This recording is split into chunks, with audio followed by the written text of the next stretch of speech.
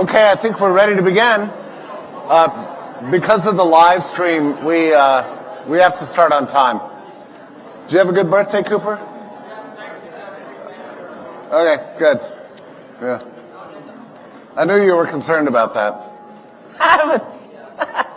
Satisfied. Okay, that's good. That's good. Well, last night was pretty spectacular. Walter Kern was amazing. So we've got a fabulous show for you today. We begin with a topic on which I feel very comfortable, namely economics and economics and finance. As you can tell from the look here, right? We've got the whole Gordon Gekko look going. All right. So the economics piece of this has been a part of the story from the very beginning. The Federal Reserve slammed the interest rate. You know, let me put it this way. Jerome Powell had been trying to resolve the balance sheet problems in the Fed that had been accumulated since 2008 and had been gradually raising interest rates. And then something happened, and I think it was about March 11th or March 12th. He panicked in the other direction, going against his instincts, and we went back to zero interest rate policies. And then he printed over the next, 18 months, 24 months, I don't know how much, $8 trillion or something. But unlike in 2008, where the quantitative easing ended up back in the bank vaults, this money went out hot on the streets and landed as stimulus payments, and the American people were encouraged to spend them, especially at favored companies such as online retailers and big box grocery stores. This actually happened to us. It's unbelievable, and with the resulting inflation where we lost something like, 30% of the value of the dollar over 4 years, wiping out all the fake riches that the American people thought they had during the pandemic period. So, and now we're left with a Fed balance sheet that's kind of worse than ever, and a Fed lowering interest rates again in the midst of a time where there's a great push for a digital centralized digital currency. And now we've got the Trump administration rallying around crypto technology in ways that are sort of, on one hand, a relief, on the other hand, introduce other problems about which we'll speak today. So we have with us Aaron Day, who runs his own nonprofit and is a great expert in the crypto industry, and also has been sounding the alarm about the growing problem of technocracy, which he argues is getting worse rather than better under the present administration. And then we also have Brett Swanson, who was formerly of the American Enterprise Institute, but is no longer there because they have some benefactors that start with the letter P. And the second letter, Z, or whatever, F. Yeah. So they're not fans of Brett. Brett's been sounding the alarms on many aspects of the pandemic response. And then finally, very honored to have Ed Dowd, who you probably know from his many appearances on online and with Steve Bannon's War Room and many other places. And he had the perspicacity to look at life insurance data to observe that the shots weren't entirely working out as expected. But he is an economist by training. In fact, all these gentlemen here are economists by training. They played a very important role over the last 4 years because, as I say, the economic and financial piece of this turns out to be very important and highly technical. So I just want to start with Ed and address the problem of what I thought was a relatively hot CPI report that came in the other day, And for all the world, I'm seeing what looks to me like the emergence of a second wave and a Fed that's now lowering rates. And you probably read David Stockman's article on Brownstone yesterday. He bumped into Jerome Powell at a cocktail party in Manhattan. This is the way things happen in the real world. And told him he was out of his mind to be lowering rates right now. And that he's making everything worse rather than better. So, Ed, I'm just going to open it up to you and let you comment on this. Yeah, we've been tracking the economy since the beginning of COVID. I work with a partner, Carlos Alegria, who wrote a book, Economic Cycles, Debt and Demographics. And we were calling for a recession at the end of 23-24. That did not occur. Our economic cycle indicators had indicated we were going to enter one, and miraculously we didn't. And then we asked ourselves, have the laws of economic fundamentals changed? The answer was no. We figured out that the Biden administration basically opened the floodgates and let in 20 million illegal immigrants, and then funded them through NGOs and government agencies to the tune of anywhere from $500 billion to $1.5 trillion. We were running 8% deficits, which are crisis-level deficits, and that floated the economy for a year or two longer. The AI bubble also emerged. So those two things have really been holding up the economy. Trump's policies are pro-AI, anti-immigration. And so we predicted in January of this year that we'd be looking at a deep worldwide recession in 25. Looks like it's going to probably hit in the beginning of 26. But the bottom line is this: the stopping of the illegal immigrant flow and the cutting off of those dollars is going to reverse the juice that came in. And we're starting to see that in the economy. The real economy is dreadful for the average person. And one of the big themes from this conference that is emerging is narrative and storytelling. And if you listen to the Trump administration, the stock market's hitting new all-time highs, everything's great, and their policies are working. Their policies are not working because they take time to be implemented. These tariffs and bringing all this investment back has not happened yet, and it's going to take time. So there's a big valley in between. And we're starting to see the emergence of credit problems. And, typically speaking, inflation is a credit phenomenon, and we've for the last 2 years, there's been a massive misallocation of capital and a lot of fraud. And the first cracks are showing up in the subprime auto sector. We've had the bankruptcy of Tricolor Auto, which catered to illegal immigrants, PrimaLend, which catered to illegal immigrants, and First Brands, which is an aftermarkets auto dealer. There's going to be liquidity crises coming, in our humble opinion. The stock market will eventually figure this out. And unfortunately, we're seeing a lot of financial turmoil going into the first half of 26, right in time for the midterms.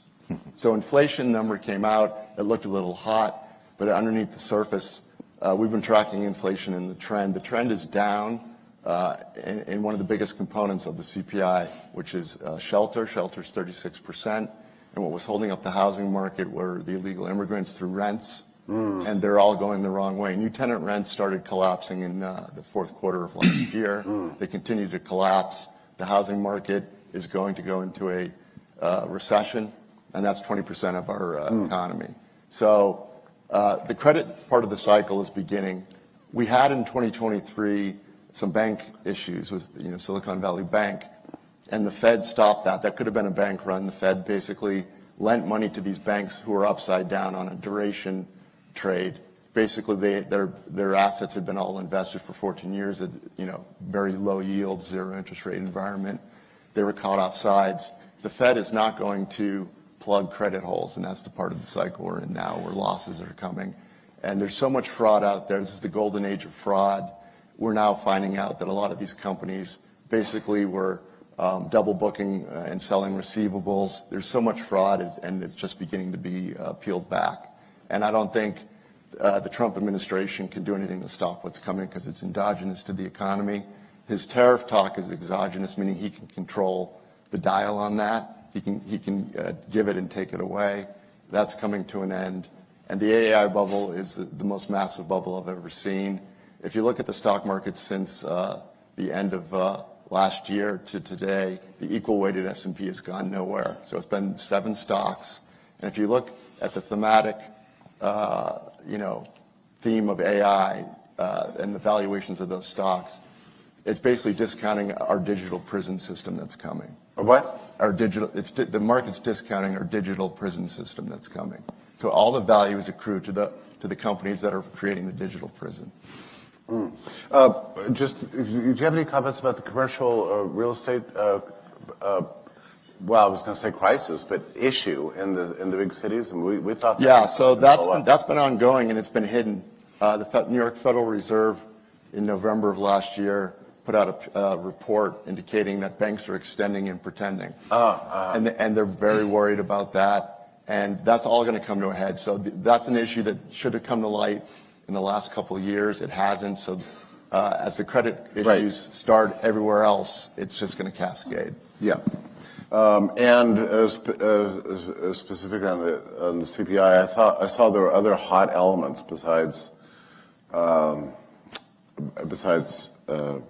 there was groceries, and then also and beef prices, right? But then also healthcare is one of the hottest parts of CPI right now. Healthcare is a disaster.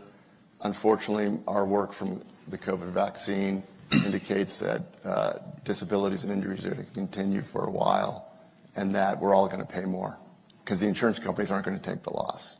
Yeah. So they're raising prices, and it's going to get to the point where people have to make choices, and a lot of families are going to go without health care. Yeah, which might be wise, actually. Yeah. Go ahead, Brett. Well, just on the healthcare point, I think you're referring to a new Kaiser Permanente or Kaiser Family Foundation. Yes, our good friends. That's right. And they've been tracking this for a long time. They've been putting out good data showing that family premium health insurance premiums now are averaging $27,000 per year. Yeah. Some of you may have seen a tweet from a father with 3 young kids saying, if you include the deductibles, right, for the family of 5, he's paying $50,000 a year before insurance pays $1. And that's not even getting anything, right? Right. Because if you use it, then you still have to pay. And he says we don't use hardly any of it. Yeah. He's like, if you do use it, then you're going to pay even more. He said, am I wrong to think that I just should drop my policy? That feels bad as a father. But that's just one facet of this, sort of dual economy where we've got all this tech, right, which is producing lots of what you might call deflation, but in the big parts of the economy where you have to support a family, healthcare, education, housing, et cetera, we've had, really strong inflation for a while now. If I could just maybe step back a bit, and that was a terrific summary by Ed on what's happening right now.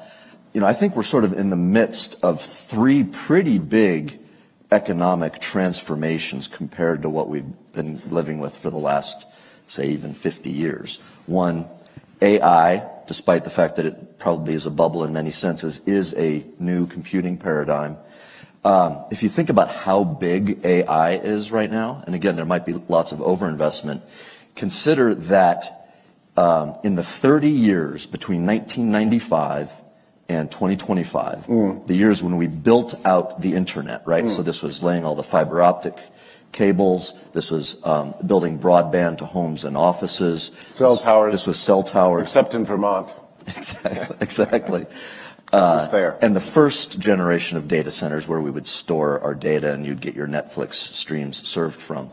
Over that 30 years, we invested in the U.S. about $3 trillion, which was, one of the biggest tech investment story of all time. It was an amazing accomplishment. And today, even though there was a bubble and bust in 2000, 2001, today it's the foundation of much of our economy, right?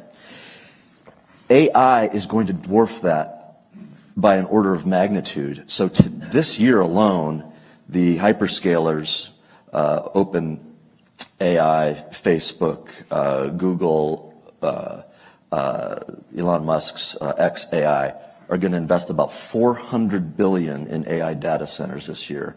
And projections are that by 2029, in 1 year alone, they might invest $1 trillion, right? Now, Ed and I were talking about this a little bit last night. Is this a bubble? Will this be way too much investment compared to the revenue that they will garner, very possible.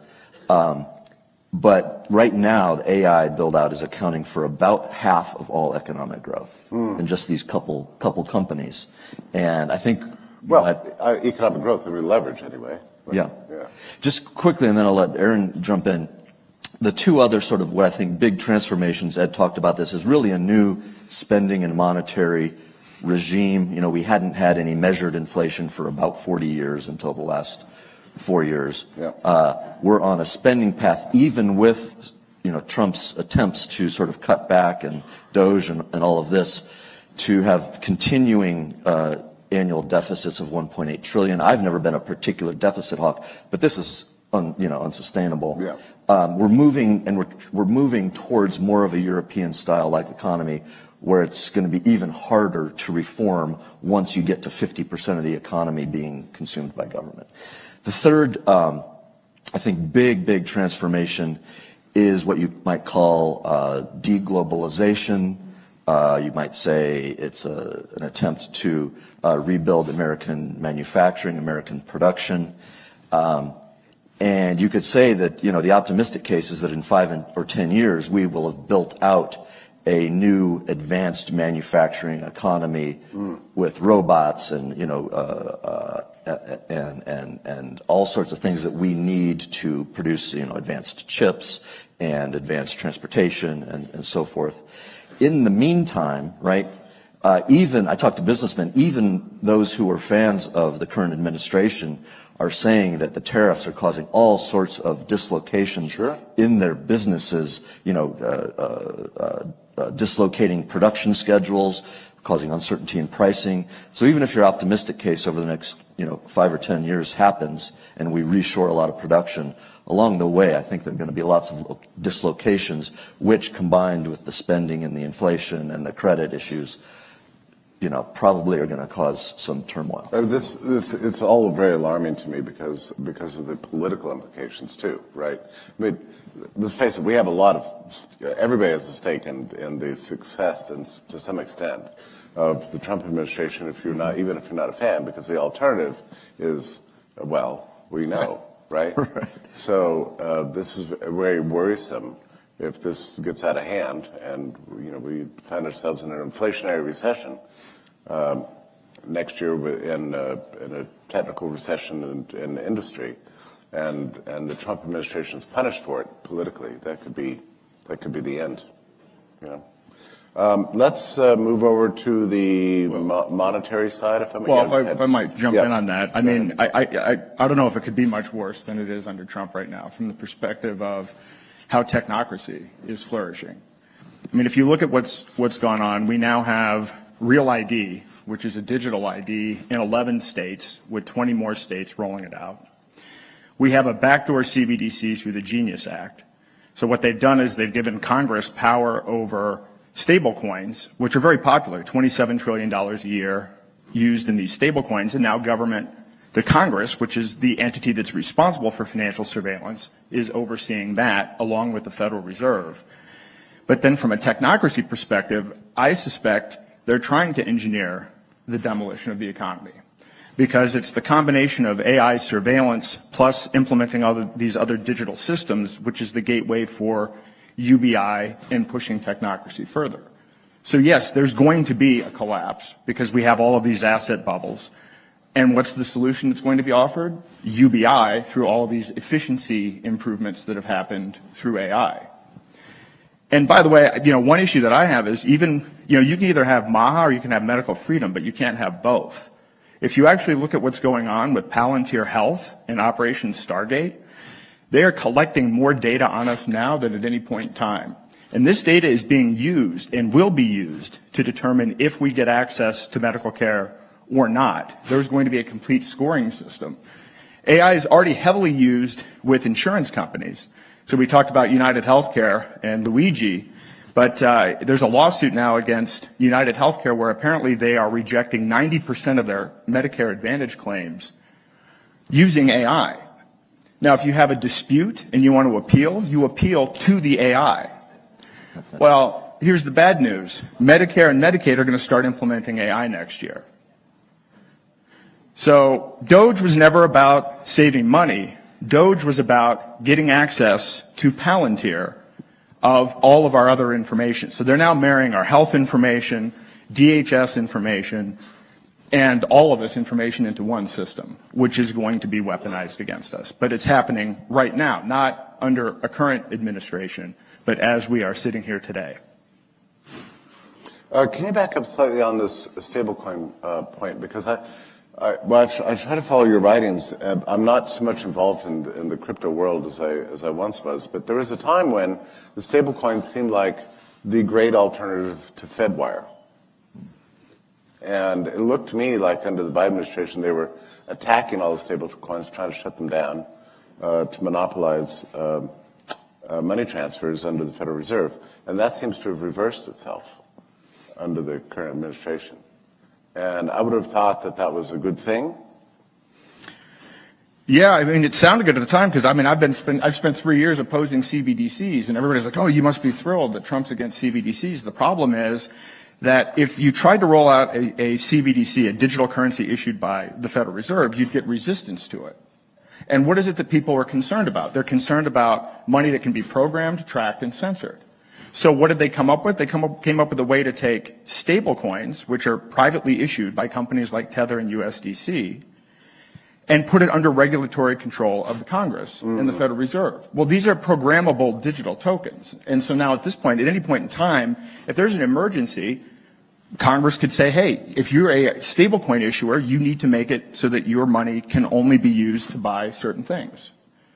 Where you can whitelist transactions, blacklist transactions. And so this idea of, well, we have 5 or 10 or 20 issuers of stablecoins versus the central bank doesn't really matter in the age of AI surveillance and tracking. This gets to a big issue we've seen over the last, 5+ years is, and we talked a little bit about this yesterday, was the government outsourcing its enforcement or surveillance functions to private entities, whether companies or NGOs, et cetera. And this is a real worry. I don't know if any of you have noticed, I've been getting all sorts of questionnaires from my just regular banks, right, demanding more and more and more information for just simple transactions or just updating their systems, right? And I've noticed a real uptick in that lately. And so that's just through the regular banking system. And so I think one lesson we've learned, whether it was the way that the government either cooperated with or coerced the, big tech social media companies to censor us during COVID. Now what they're doing potentially through some of the crypto, right? We need to think about new ways to really reclaim sort of our individual freedoms and rights from this new system that they're developing that's much more difficult to oppose through the front door. Just to back up on the bank point. Again, Aaron, I love your attitudes on this, but seems like one of the good things the Trump administration has done is stop some of this bank cancellations. I mean, over the previous administration, people are losing their bank accounts. Everybody should voluntarily get out of their bank account. That's my opinion. Well, that's a big ask, though. I'm just saying, don't you think it's a good thing that the Trump administration sort of dialed back some of this debanking stuff? Well, again, I don't think people should be using banks. So now we're pushing people into a system where they're heavily surveilled under the existing banking system, right? You're already tracked. There's already transaction reports that go to the Treasury. The money's already digital. And now they're going to add bank-issued stablecoins. So the fact that, so I actually, coming at it from the crypto side, I'm like, why are crypto people cheering being banked? Right. The whole point of this movement was to work outside of the banks. Yeah, that was the whole point of the movement. So I'm not sure that moves freedom forward, but it's certainly a good talking point. Yeah, I see the point. I agree with Aaron. Stablecoins are backdoor CBDC. You agree with that? Yeah, I have. Are you surprised by that? Yes. Yeah. So, JP Morgan will have a stable coin, and whatever administration gets in there, they can then lean on JP Morgan. And that also increases the demand for treasuries, right? Correct. Yeah. Because that's where they're all invested. Am I right? 100%. Yeah, so this is how we're going to fund the debt, right? You're Exactly. right. $1.8 trillion deficits. How are we going to fund it? Well, Bazant and the rest of the guys are like, hey, these stable coins are popular. Let's force the issuers to back them by treasuries. And now there's $2 trillion. Yeah. What an amazing thing. Just real quickly before I forget, I get notifications all the time that my bank has new information on my credit score. Now, I don't really actually care about my credit score because I'm not applying for a mortgage. So, am I right to think that this sort of endless push to gamify your credit score is just acculturating us to a social credit system? Well, absolutely. And when you dig into Operation Stargate and you dig into what's going on with Palantir, they are absolutely... Explain what Stargate is real quickly. Because nobody knows about this stuff. So this was one of the first things Trump announced. It was a $500 billion deal with Oracle, Larry Ellison, OpenAI, and Palantir. And it's basically under the guise of kind of national defense. We're going to build this incredible AI infrastructure where we're going to aggregate all of the data and we're going to use it to improve our healthcare system and improve our national security, so on and so forth. But they've already broken ground. They're already working actively on aggregating this information. And I didn't track Larry Ellison as much over the years, but certainly have in the last 3 or 4 months. He's come out of nowhere, and now he's buying media companies, TikTok, and he's heavily involved in this whole AI movement, and he believes that we should be surveilled. He is a vocal public proponent of surveillance capitalism. Now, I may be getting my names confused. Elon's own sort of national security surveillance company is called what? Elon, well, there's... Which one? There's X, there's... Well, I mean... SpaceX, there's Tesla. There's the Palantir, Starlink, but then there's the classified stuff. I don't know. Palantir is Peter Thiel. Yeah. And then the consortium of Elon's companies work with the government. SpaceX is the national security. No. Well, yeah, but doesn't he have a contract with the NSA or the CIA or something like that to build surveillance? It's like That's news to me. Yeah, that's news to me. I think that's Palantir. It's not predominantly. Starlink. Well, okay, yeah, I don't know. What do you make of the dispute between OpenAI and XAI? I mean, Elon and this other guy hate each other's guts. Isn't that good? Well, I mean, so I'm actually not negative in the sense that we should be looking at how to use AI to boost our consciousness, to actually boost our individual thinking. And actually, I might bring down my computer. I actually have one of these NVIDIA supercomputers and everything else. I mean, you can actually train it on your own data. So you're not subject to, I have all the Brownstone articles. Downloaded on my computer. I have all of Patrick Wood's 7,000 articles on technocracy. So you can use AI where you control what you put in it, and then you actually control how it outputs the information to you. This can actually be a very helpful tool. Now, if you're counting on what Anthropic or OpenAI or Grok are going to tell you, then yeah, you're right. You're going to end up like the TV and not the remote control. The division is good, though, but you have to understand how Silicon Valley works. And this is why, are a lot of people going to lose money in AI? Yes. But if you look at the dot-com bubble, there was an incredible amount of wealth created, $5 trillion plus for the main companies. And the way Silicon Valley works is they take an all-or-nothing approach. Peter Thiel even wrote a book, 0 to 1. This is why Mark Zuckerberg is paying $1.5 billion to hire a single developer, because they know in a winner-take-all game, whoever wins is going to end up having a $400 trillion company 10 years from now. So it's great that there's the division to the extent that we take the technology that they're creating and build decentralized versions of it that can empower our own lives. That's the useful part about all of the fighting that's going on. But we don't want to be pulled into any one of the winners that in this situation, or any of the people playing in the winner-take-all game. That is the digital prison. Yeah. I agree with all of that. There's going to be tremendous carnage because you've got 7 companies investing just unbelievable amounts of capital, and not all of them are going to succeed equally. So there's going to be lots of carnage. On the other hand, 10, 20 years from now, AI is going to create unprecedented wealth, and the key is to be able to use it, leverage it as individuals, as decentralized communities.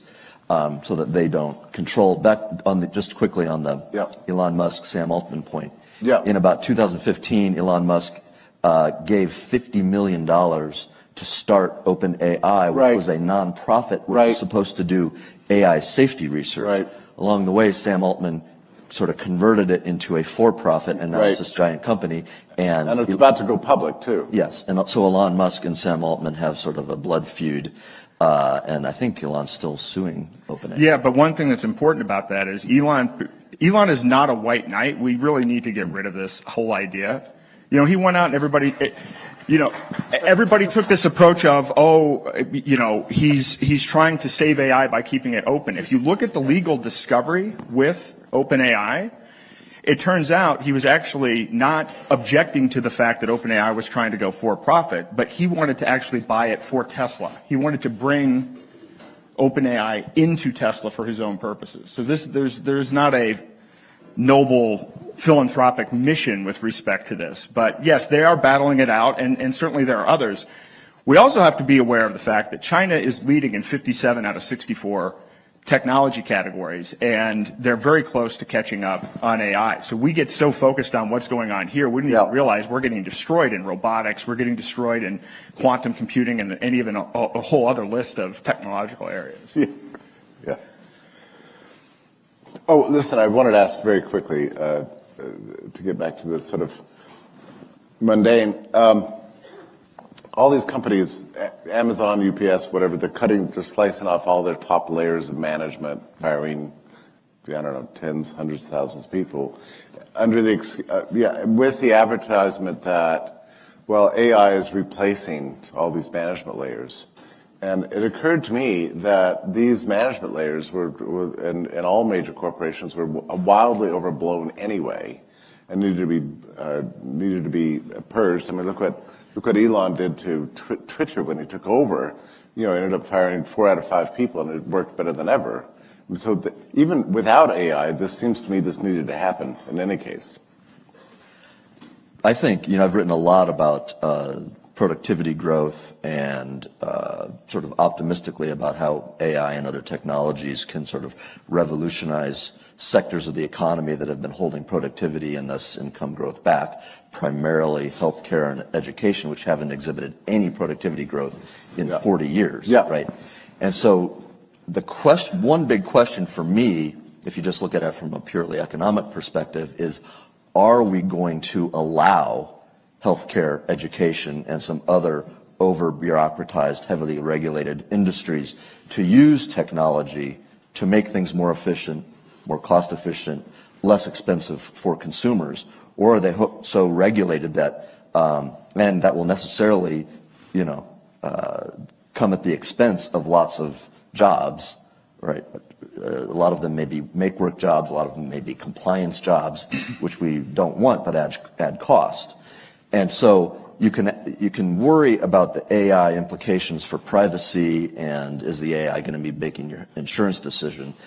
Sort of from an economic perspective, I'm wondering whether we are actually going to allow these heavily regulated industries to be revolutionized, which I think we desperately need. Yeah, certainly with healthcare and education. Right? I think on the recent layoffs, it's a lot of storytelling going on. AI is not really responsible for these layoffs. If you look at the cash flow on Amazon's most recent quarter, their cash flow is going the wrong way. And I was talking to a former Google employee, and AI spending is crowding out everything, all other projects and people. I see. So that these layoffs are to make room for the more investment in AI. Yeah, and that's not human. That's different from robots are replacing That's people. different than, AI is being used to get rid of that person. Yeah, I see. Yeah, that makes perfect sense, right? You can't spend on everything. Yeah. So we're just being pressured. Any comments on that, Aaron? Well, but certainly AI is replacing people in a major way. There are factories in China that are completely and totally robotic at this point in time. So that is absolutely coming. But there are some people. Warner might even talk about it when he's up here. About how he's applied AI for legal purposes and legal practice to just absolutely scale things up. We shouldn't be afraid of it. Again, we should be trying to figure out, rather than saying, well, this is this bad thing and I don't want it to happen and I hope it goes away. That's my view. We should be figuring out. So one thing that's happened is, Mike Adams, Health Ranger, has released an AI. It was originally called Enoch. Now it's called BrightU. And he spent $2 million of his own money training this on alternative health information. And he gave it away for free. You can download this on your computer and not even have to be connected to the internet. And now you can actually access all this health information. That is a good use. It's rare, but it's a good use of AI. And there are more applications like that we should be trying to embrace. So again, I do think that it's possible that we can focus on cognitive liberty and emotional sovereignty and actional independence and use AI to do all of that. But most of the time we're spending is focusing on fearing, which we should, the technocracy aspect of it. Yeah. So Aaron, aside from your recommendation that everybody bail from banks, I have recently become a little bit of a, fatalistic concerning the advance of what you call technocracy. It seems like we don't have any way out. What's your sense?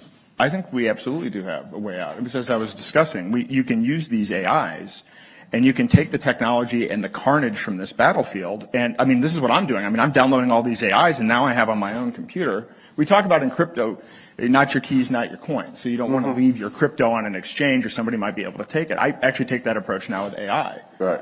So build your own AI, build your own library for AI, start training it. Okay. But there are other things that we can do. So I focus not only on exiting the monetary system, but exiting the healthcare system. One of the things that we're launching is a medical tourism marketplace. Right.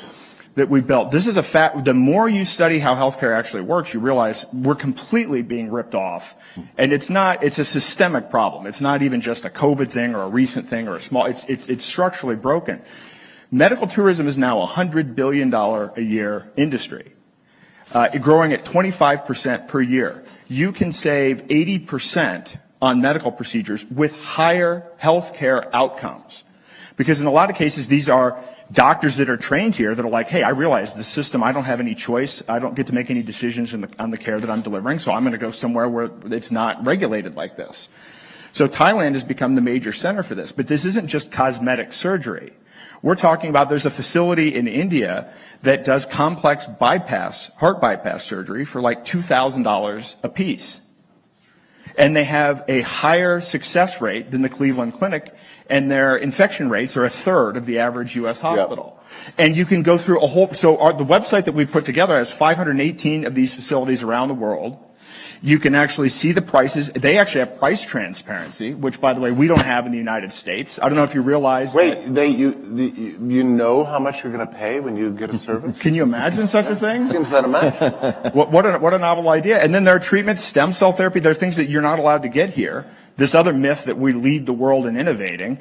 You can't even get a lot of innovative treatments here, but you can get them.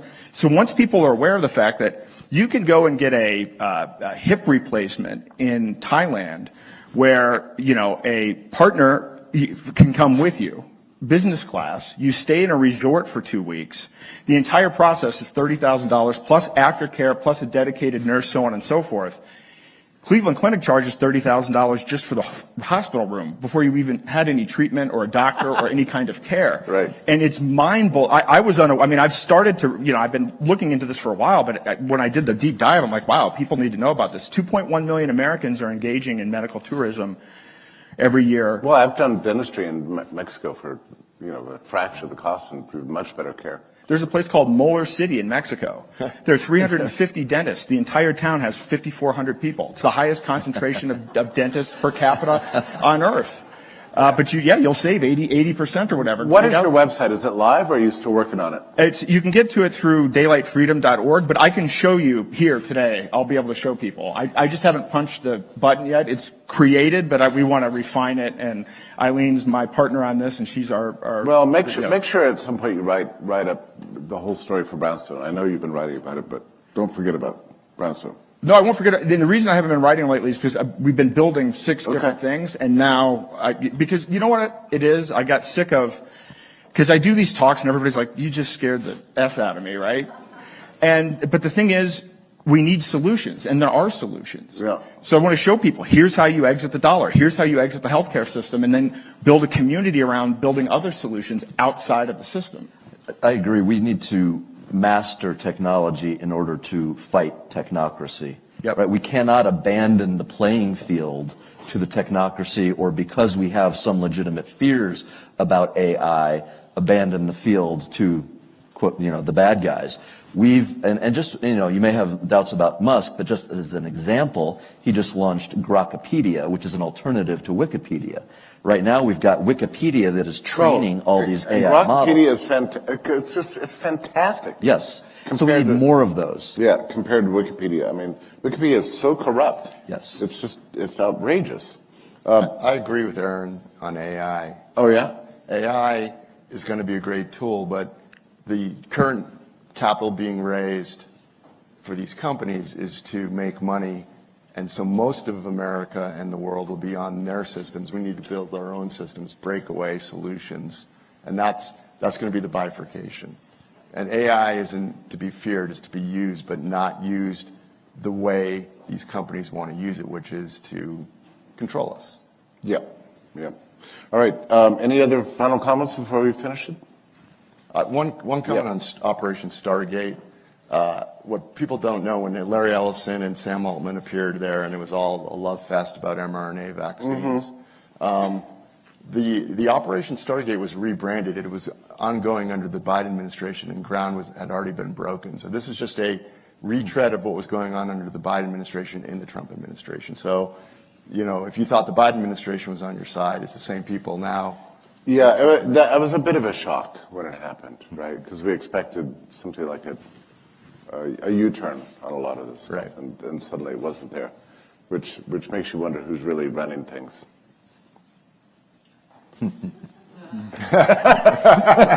Okay, thank you, gentlemen, so much. Thank you. Appreciate it. All right.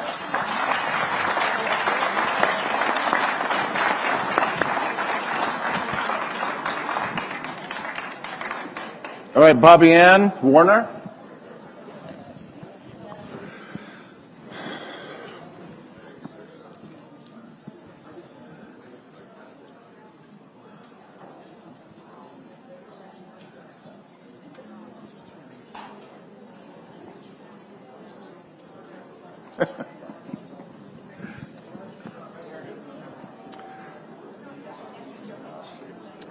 When Jay Bhattacharya enters the room, I want everybody to stand and cheer. That's the goal. Well, hey, Bobby Ann. Hello.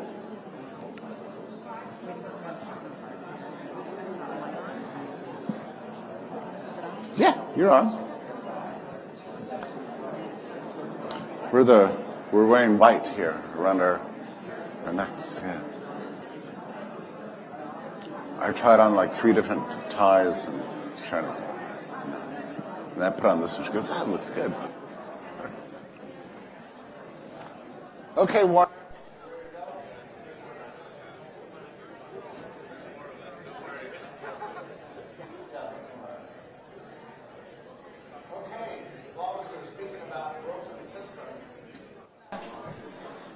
We're going to talk about the law and the courts. We got 2 masters of the craft here. That's the point.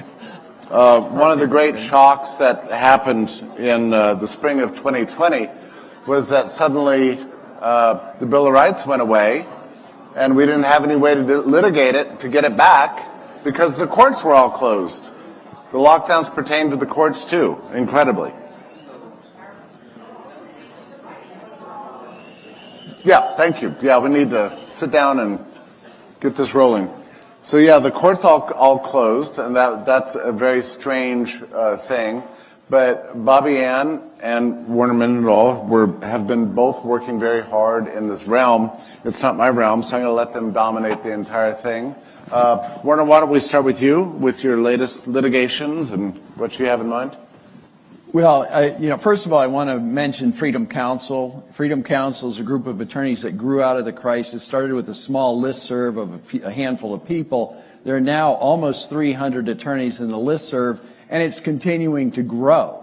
So we expect to add about 1 attorney per week maybe 2, and it may accelerate, who knows. And the reality is that there's plenty to do. Like, you know, we thought we formed for a crisis, and initially we were the COVID litigation group. No, we're Freedom Council now because we're trying to restore the Constitution, restore individual rights, which are still being violated today in all kinds of areas. And talking about the new businesses that are out there, one of the things that we see in Freedom Council is that the counselors, the lawyers now are working in the parallel economy representing some of these new businesses that are popping up. So we're getting into all kinds of areas right now, far beyond where it started, and it's supporting this parallel structure that's being built. But we still have incredible hurdles in the fights that are ongoing from COVID. And I do want to say that, and people may not realize this, but, you know, about 10 million people walked off the job in protest. So we're not alone, and there's millions of us. There's an army out there ready to reform this country, ready to restore the Constitution. And they are informed. If you go to a group of, like I went to a meeting of our Children's Hospital employees after we lost the case, and I was upset. I didn't think anybody would show up. They brought their friends, their family. We had tons of people show up at that meeting. And they were all informed, and they were informing each other, and they wanted to continue the battle in any way that they could. The other thing that I want to say is there's been billions of dollars in settlements. The corporations, and you worry about this getting redone and running it again, I think the corporations have been stung, frankly. But this is settlements over the mandates? What's that? This is all over the mandates, yes. Yeah. And they've been stung, and there are some big cases coming. And the other thing that we just recently started to see among the attorneys is that there's a reinvestment now in the litigation from some of the attorneys who did extremely well. They have made a lot, some have made a lot of money, and they are reinvesting into kind of the mainline cases, and solo practitioners who stepped up and took on a case with 70 clients. Look, they can hardly handle that, can't really handle it. Some of the wins now are getting fed back into some of those bigger cases that a solo practitioner took a chance on. And we're seeing that. So I think it's starting to develop. It's slow. It's really slow. And then the other thing that Bobbiana and I have talked about is what we face in the courts. I'll just roll into that if that's okay. You know, when you try a case, you face a jury voir dire. You got a jury panel you got to deal with. And, you know, in the Shara case, they had 130 people because, you know, they were going to eliminate lots of them. Every single person who was awake on COVID was excluded from that jury. So let's just start there. Okay? And then move on to the jury instructions. The jury instructions themselves are often out of date, not appropriate for the case, and you're arguing over every word in the jury instructions. And then go on to the motions in limine. In the Shara case in particular, you know, some of you may know Scott Shara and have seen him online. He's adamant about what happened and the hospital homicides that are going on and the cabal that's basically in charge of these hospitals at this point. And guess what? Those politics had nothing to do with why his Down syndrome 19-year-old child died. Nothing. You're not supposed to bring in irrelevancies into a trial. Guess what the judge did? He opened up the door. He said, no, everything comes in. Every single thing comes in. 8 motions in limine that we filed to block different things that were not relevant to that case came into that trial over a 20-day trial period. So those are the kind of hurdles we face. And then we lost that trial. It was very informative. It was a very important trial. It showed the lack of informed consent in the hospitals. I mean, I'll give you just one quick example of the lack of informed consent. You know who signed the consent form? A hospital employee. Not Scott Shara, who's the guardian of his 19-year-old Down syndrome child, who's fairly high functioning, but still doesn't have the capacity to sign a consent form, who's right there in the room with her, with his power of attorney. And guess what it said? It said, per verbal consent, this is written by the hospital employee, Grace Shara. So supposedly the consent, the waiver, that came in that hospital was approved by Grace through a verbal statement to a hospital employee. That was their waiver that provided them protections for a lot of things. And the worst part of that case was that they put a do not resuscitate on the medical record and basically implemented that and killed her. Yeah. And you lost this case, is that We right? lost this case. And honest to God, the last minutes of her life, the family was screaming through FaceTime on an iPad. The daughter was there, dad and mom are at home, and they're saying, no, we didn't agree to do not resuscitate. Save her life. Save her life through the iPad. And nurses were out in the center area there. Doctors were milling around. No one would come into the room to reverse the morphine shot that they gave her on top of lorazepam and Presidex, which sent her into a cascade of failure and killed her. And, you know, we had testimony that had they just hit her with a reversal drug, that could have at least started to reverse what was starting to happen to her. Well, she died very quickly thereafter. And you said to me the other day you're very bitter about the case because you don't like to lose. I don't like to lose. Yeah. No, you know, in my life, I've literally lost only over a handful of cases, like 6 cases in my lifetime that went to jury trial. So, you know, I've got lots of cases out there, but that's a tiny percentage of losses. And I'm going to say something else that I do worry about that we were conscious of in that trial, but I'm not sure we dealt with it as best we could, but we tried.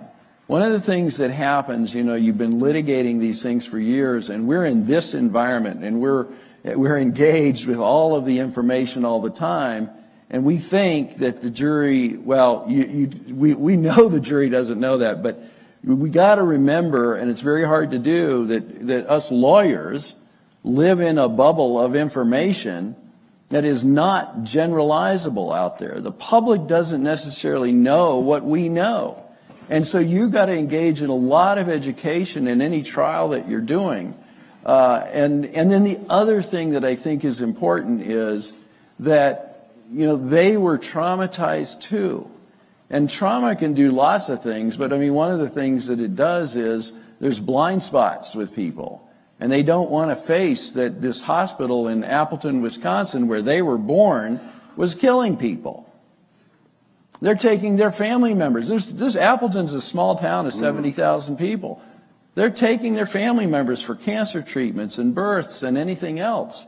And this hospital has a level of connection to that community that's very, very difficult to overcome with the jury. That's really interesting. And then exclude anyone who understood what was going on out there and express that in the voir dire, they're gone. So who are you left with? You're left with this Midland group of people. Well, before we move on to the victories, let's hear about one of the saddest defeats. Bobby, and if you're okay in talking about it, you litigated this quarantine case. For those of you who don't know, there was a plot in New York to create quarantine camps. Actually, I think it was probably it was on the verge of being nationwide. I mean, at least according to the CDC, they were. I've speculated that one of the reasons they kept the schools closed so long was because they wanted to use them for quarantine camps. You know, and that's not just me. The CDC said this in a memo sometime in the spring of 2020. So, but you won that case, but it was reversed not by a jury, but by a panel of appellate judges. Mm-hmm. Right. So anybody that's not familiar with the quarantine camp lawsuit, New York had a regulation which was issued by the Department of Health. It was not something that went through the legislature. So it was not a law. It was a regulation. And it said that the Department of Health could remove you from your home with the force of police and put you into a detention center, facility, camp, whatever noun you want to choose, and that they could put you there for however long they wanted. There was no time limit. And your only way to regain your freedom was for you to hire an attorney and sue your way out. You had no right to an attorney until after you were locked up, and they didn't have to prove you were sick. Yeah. And now this happened under Cuomo, you said. This started under then Governor Cuomo, and then once he stepped down in the summer of 2021, Hochul, who's the current governor, picked it up and ran with it. So it had been ongoing. So I sued in 2022, the beginning of 2022, I sued the New York State Department of Health, Governor Hochul, and others. And we won that case. And the argument was not scientific. Quarantines don't work. No, I didn't go anywhere near the science, because the courts at that time during COVID, the height of COVID, they were not listening to scientific arguments.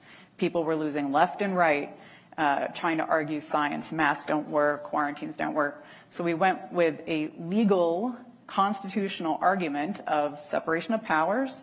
The governor and the Department of Health cannot create a regulation that overrules a law, because we already have a quarantine law in New York State, which is full of due process. Every state has their own quarantine law. And so we won. The court struck down the regulations, that it was unconstitutional on multiple levels. And then Hochul appeals the case. And as Jeffrey said, the appellate court, which is a panel of 5 judges, appointed by the governor, reversed and said my plaintiffs had no standing. I was representing a group of New York State legislators who were saying, hey guys, wrong branch of government, you took our power. The legislature has that power to change the law, not the Department of Health and the governor. So they apparently don't have standing, which is completely untrue. They do have standing as per case law in the highest court of New York State. So we then appealed to the highest court in New York State twice. I appealed once as of right, which means they have to take the case because it's a constitutional case. Their ruling came down that it was not a constitutional case, shockingly, even though we're arguing about the Constitution. So they wouldn't hear the case. So then I appealed again, this time not as of right, but asking the court on their own volition to hear the case. And, the argument was, hey, this is good for humanity. We shouldn't have the governor and the Department of Health ruling the state and the legislature having no power. That would kind of be lopsided, right? And just January, February of this year, so 3 years later, they had their final ruling and said, nope, we are not going to hear the case. So as of today, the quarantine camp regulation does not exist because we did get it struck down when it was still in an emergency phase. They were working to make it permanent, but we got it shot down before they were able to make it permanent, thank goodness. But what it means is that Hochul and the Department of Health can reissue that regulation whenever they want. Yeah. They would have to go through the steps, again, of issuing a regulation, but they could do that. And there would be nobody to stop them because, it's a regulation. They don't have to go through the legislature. Not that the legislature would stand up to them on that. That was a huge awakening to the fact that courts, particularly state courts, depending on what state you're in, are going to play politics. Yep. I mean, I had another case right after the quarantine case, another, win at the trial court level. This was to fight New York State's, they wanted to change the state constitution to put in a bunch of, anti-parental rights, anti-women's rights, anti-girls' rights. It was, allowing boys and girls sports and men and women's locker rooms, and parents no control over the children. And this was the fallout from this Prop 1. So a colleague of mine and I sued and said, hey, you can't do it this way. This is not how you amend the New York State Constitution. You guys skipped a step. And the judge agreed. The trial judge agreed, ruled in our favor, said you cannot put this proposal on the ballot. This was for last year's ballot, 2024. And the state appealed and went to the appellate court, where there are a panel of 5 judges who are all appointed by the governor, and they reversed our win on some baloney, which was not true or correct, and in contra, so contrary to ruling case law.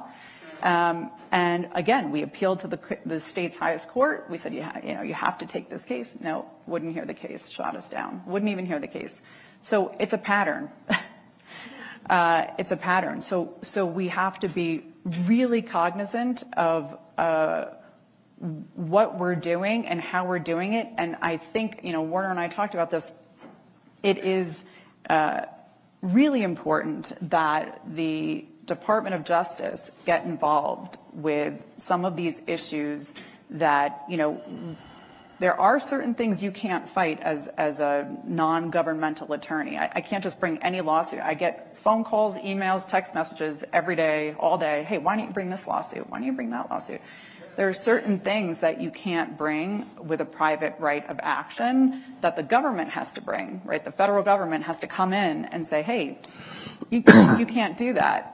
New York, you're out of step, or, California, you're out of step. And those kinds of lawsuits are going on right now. I wish there were more of them going on, but it's a delicate balance, and lawsuits take time, lawsuits take energy, lawsuits take money, lawsuits take resources. So, like Warner said, it's a slow process. Go ahead. I want to put an exclamation mark on something she said. And even though New York, I think, is somewhat corrupted in terms of its appellate judges, generally what we found, and I made the same mistakes you made, in some early cases where we're trying to argue the science. We're trying to get an expert on, on masking and this and that. And the science really, we found out, doesn't win a lot. You think you're looking at clear science, the Bangladesh mask study or whatever you want to pull out, it don't matter. What really does matter, and what has mattered throughout the litigation, I think it's very clear, is that we ground what we're doing in local charters, state constitutions, and the federal constitution. And when we do that, then we actually, because disease doesn't trump the Constitution. It never has. There's no emergency. There's no emergency that takes out the Constitution. So it is, and we actually have seen that the Article III courts were incredibly important through this process. Look, it's a mixed bag, okay? I mean, we won some, we lost some. There's lots of bodies along the way. But, those Article III courts were the last functioning bastion that we had to fight in, that we could get into.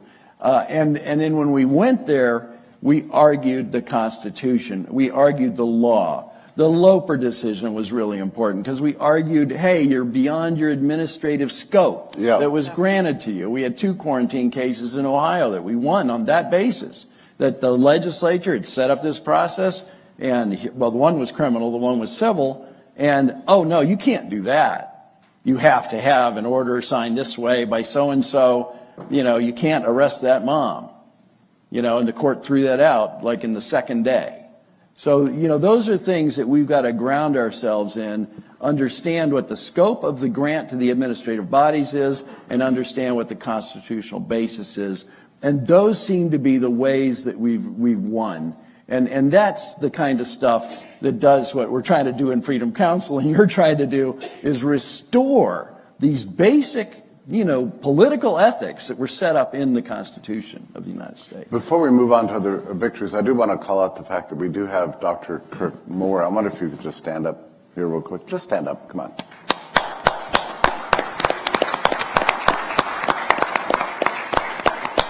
This is a great man who was accused of issuing, how should I say, illicit vaccine certifications, passports, to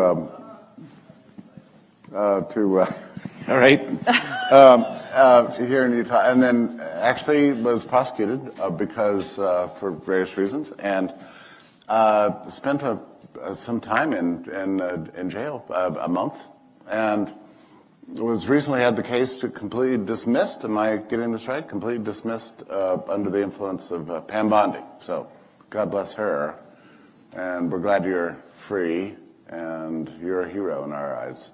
So.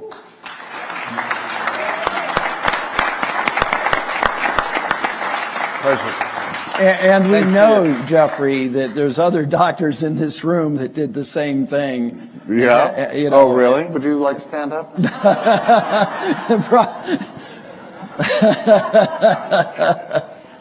But I mean, really, it just, and Kirk has told his own story, many times, but, I mean, there are problems when people stand up to do the right thing, and there are people who do want to undercut you in the process.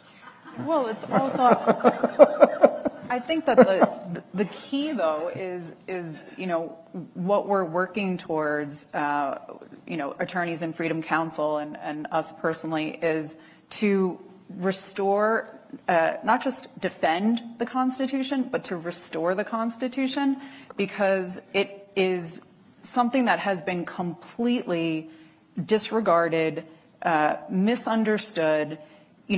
People don't fight for their rights if they don't know what their rights are.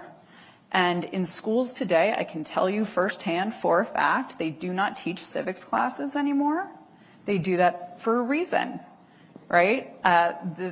Whether it's a state school or it's a private school or it's a parochial school, you're not seeing civics classes like we had when we grew up.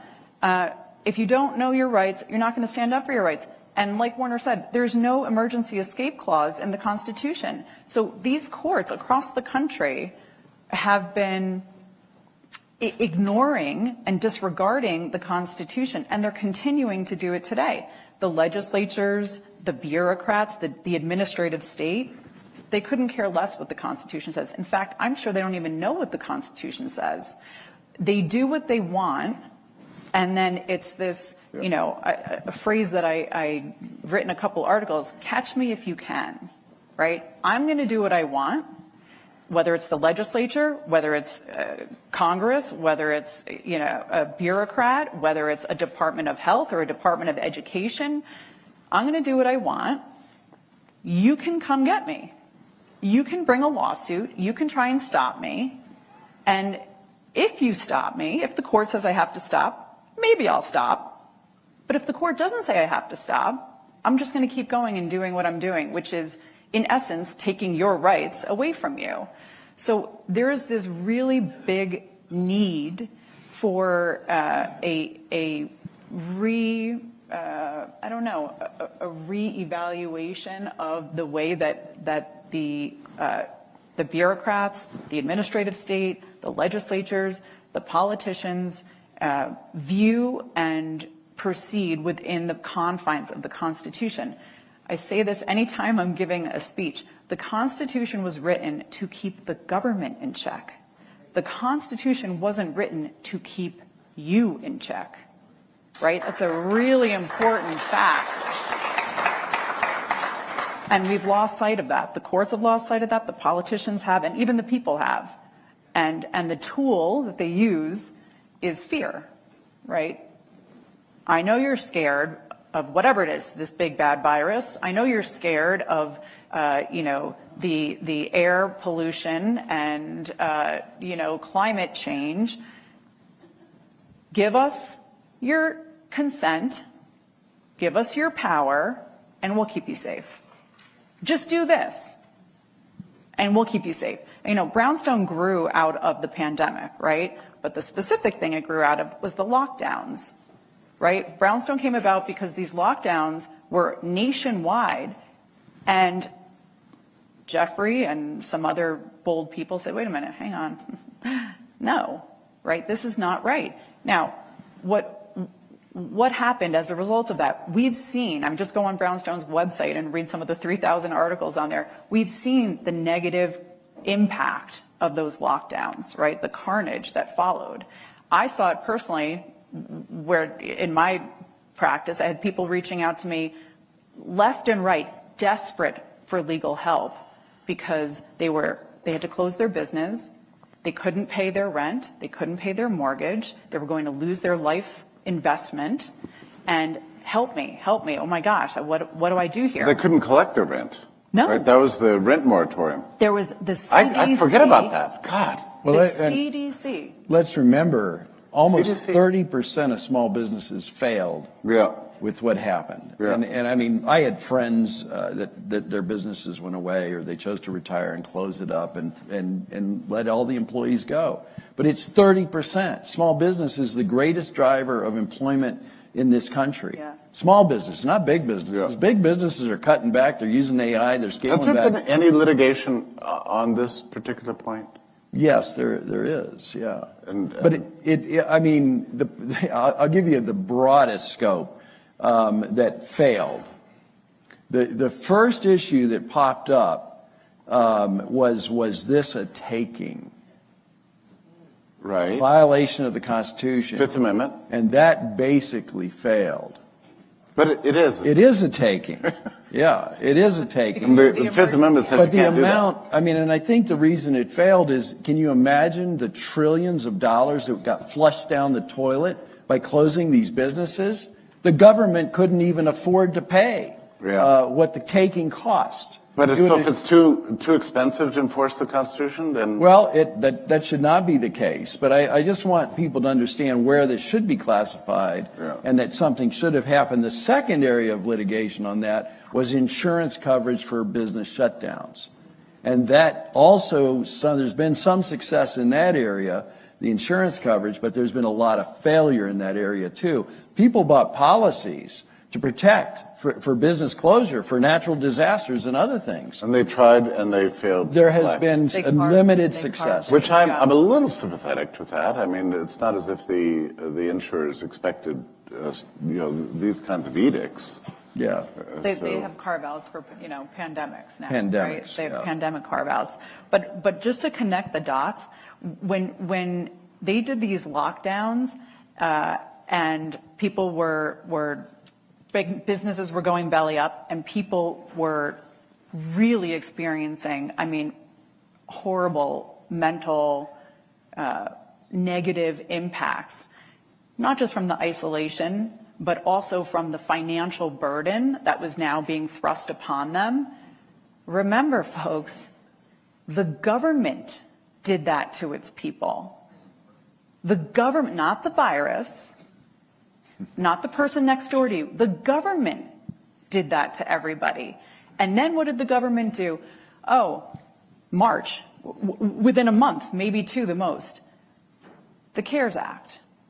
$2.1 trillion worth of spending that they issued, doling it out to the citizens, right? Giving it to keep everybody, afloat, whatever. What did they do in that time period, as Jeffrey said? The CDC simultaneously issues, the CDC, the Center for Disease Control, issues a nationwide eviction moratorium, announcing that you can't evict your tenants if they stop paying rent, because if you do, that eviction will cause further spread of COVID. Yeah, because we don't want people wandering the streets spreading COVID. Completely absurd, but they got away with it for over a year.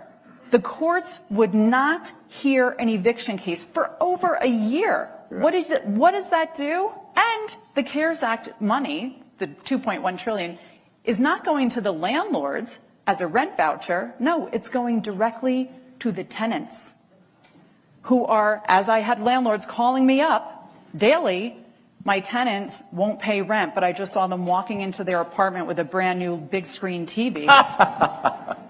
Right? Well, I'm laughing. And let's tie this to some bigger movement that's going on out there. So you kill the landlords, and there are a lot of small landlords out there. Yeah. The large So majority are You're mom killing and pop. them, and they're going bankrupt. And BlackRock's coming in and buying up those properties, and you will own nothing. Yes. They do not like these small mom and pop landlords. They don't like these small mom and pop businesses, because what does that do? They're independent thinking people who won't necessarily go along with the programs. Yes.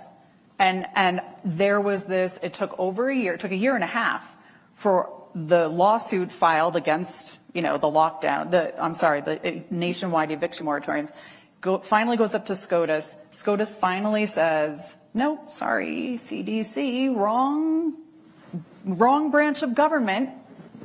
Congress could do that, which they never would, because that would be political suicide. But you can't do that. You're an agency. But why did it do it? Because it's an agency.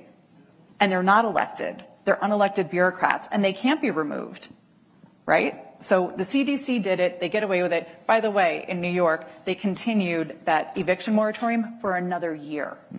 So you had some landlords in New York State that couldn't collect rent for 2 years. It was done intentionally, and it was done with a very sly hand. I have to say, the other thing, a year later, right, so that was March of 2020. March of 2021, the federal government issues they called it the American Rescue Plan. I wrote it down so I wouldn't get it wrong. The American Rescue Plan, that was another $1.9 trillion that they started to dole out. Right? So what are they doing? They're increasing our debt, and they are putting a Band-Aid on the real problem, but this is all stemming from what they did. They locked everybody down for months on end. And it's like this, you said yesterday at some point, people want to just pretend. I think it was your opening statement. People just want to pretend it didn't happen. Yeah. And I'm thinking to myself, we are still recovering. Yeah. I mean, from the legal end and the calls I get in my office, can you help me with this? Can you help me? People are still recovering. Yeah. Quickly on the Supreme Court ruling on the rental moratorium, about which I had forgotten.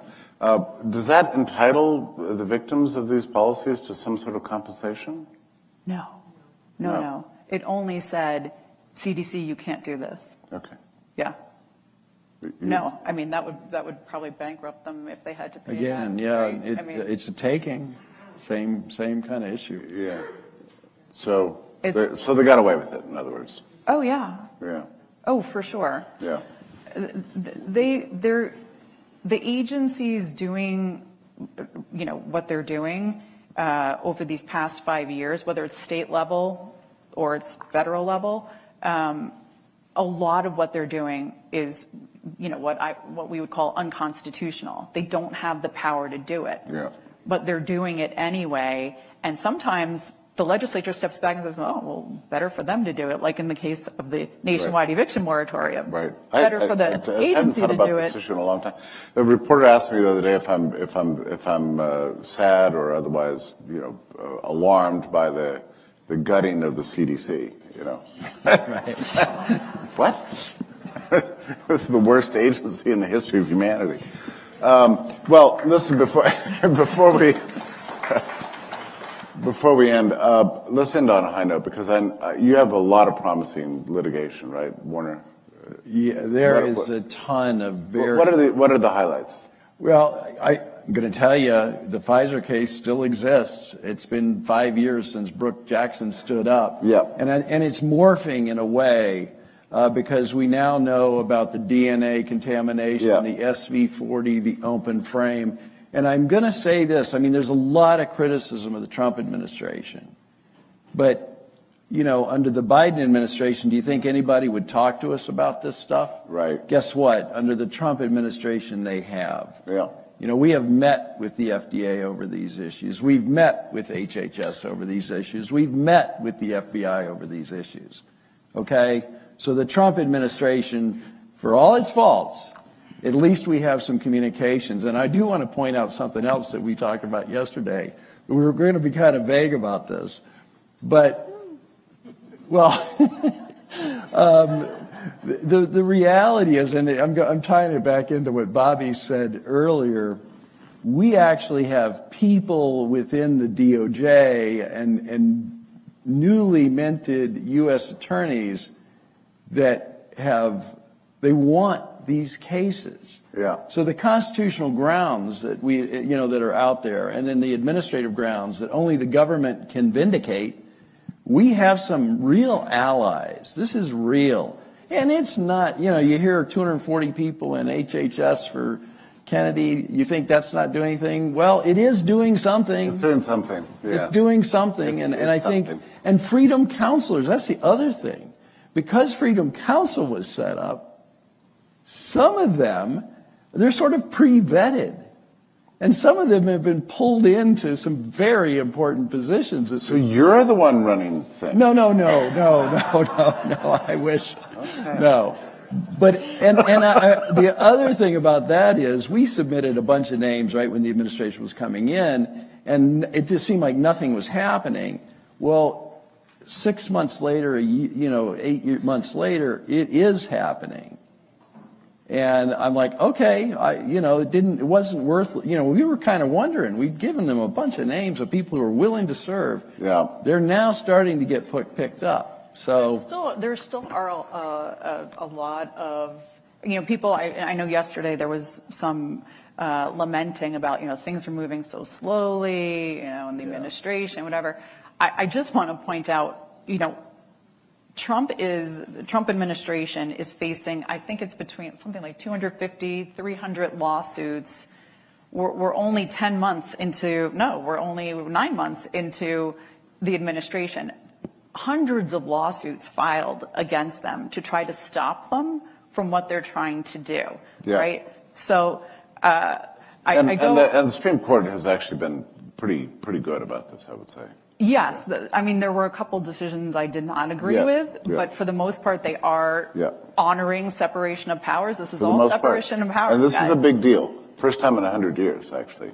It's a big deal. This is things like challenging Trump taking over the Metro Police in Washington, D.C. to try to, quell the unrest and lower crime rates. They're suing him over that. They're suing him over sending the National Guard into Portland, Oregon, where ICE agents, an ICE detention center was being violently attacked, set on fire, ICE agents being attacked individually, one confronted with a knife.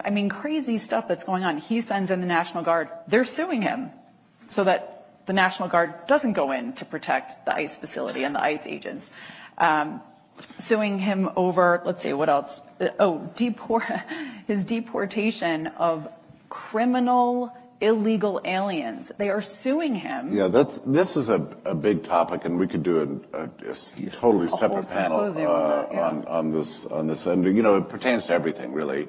He's trying to get rid of this governor, one of the Fed board governors, on grounds of mortgage fraud or whatever. Right. Legislation. And it entitles him to do this, and the courts have now stopped it, so that's going to the Supreme Court. So a lot of things brewing, but I think we have to leave it there. But I do need to make a call to Politico and tell them who's really in charge. And Aaron, I'm sorry we didn't even get to the AI, and we actually did talk about the AI bit, so we'll fill you in. Okay. There's so many topics. Honestly, we could talk all day long. It's crazy. And we had a whole healthcare thing we didn't even touch on. Yeah. No. The time goes too quick. Affordable Healthcare Act. The Unaffordable Healthcare Act. Well, thank you all. Bobby Ann. Thank you. All right, we'll take a break and come back and hear about homeopathy and other matters.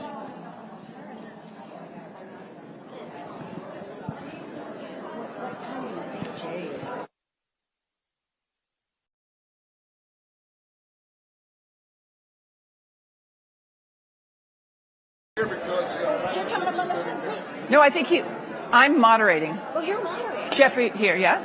Oh, how fun. All right. Trying me out. Oh, That's good. We need Ryan. Ryan.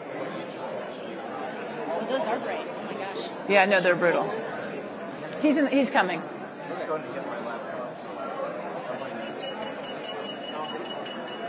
All right, we're gonna do something very special here. Check, check. We are. Hello, everybody. Check, check. We're going to try out a new moderator. Try out. This is her audition. You're auditioning for a post? I guess. This is an audition. Leslie Newcan is auditioning as a substitute moderator. So, Leslie, I'll let you introduce Okay. yourself.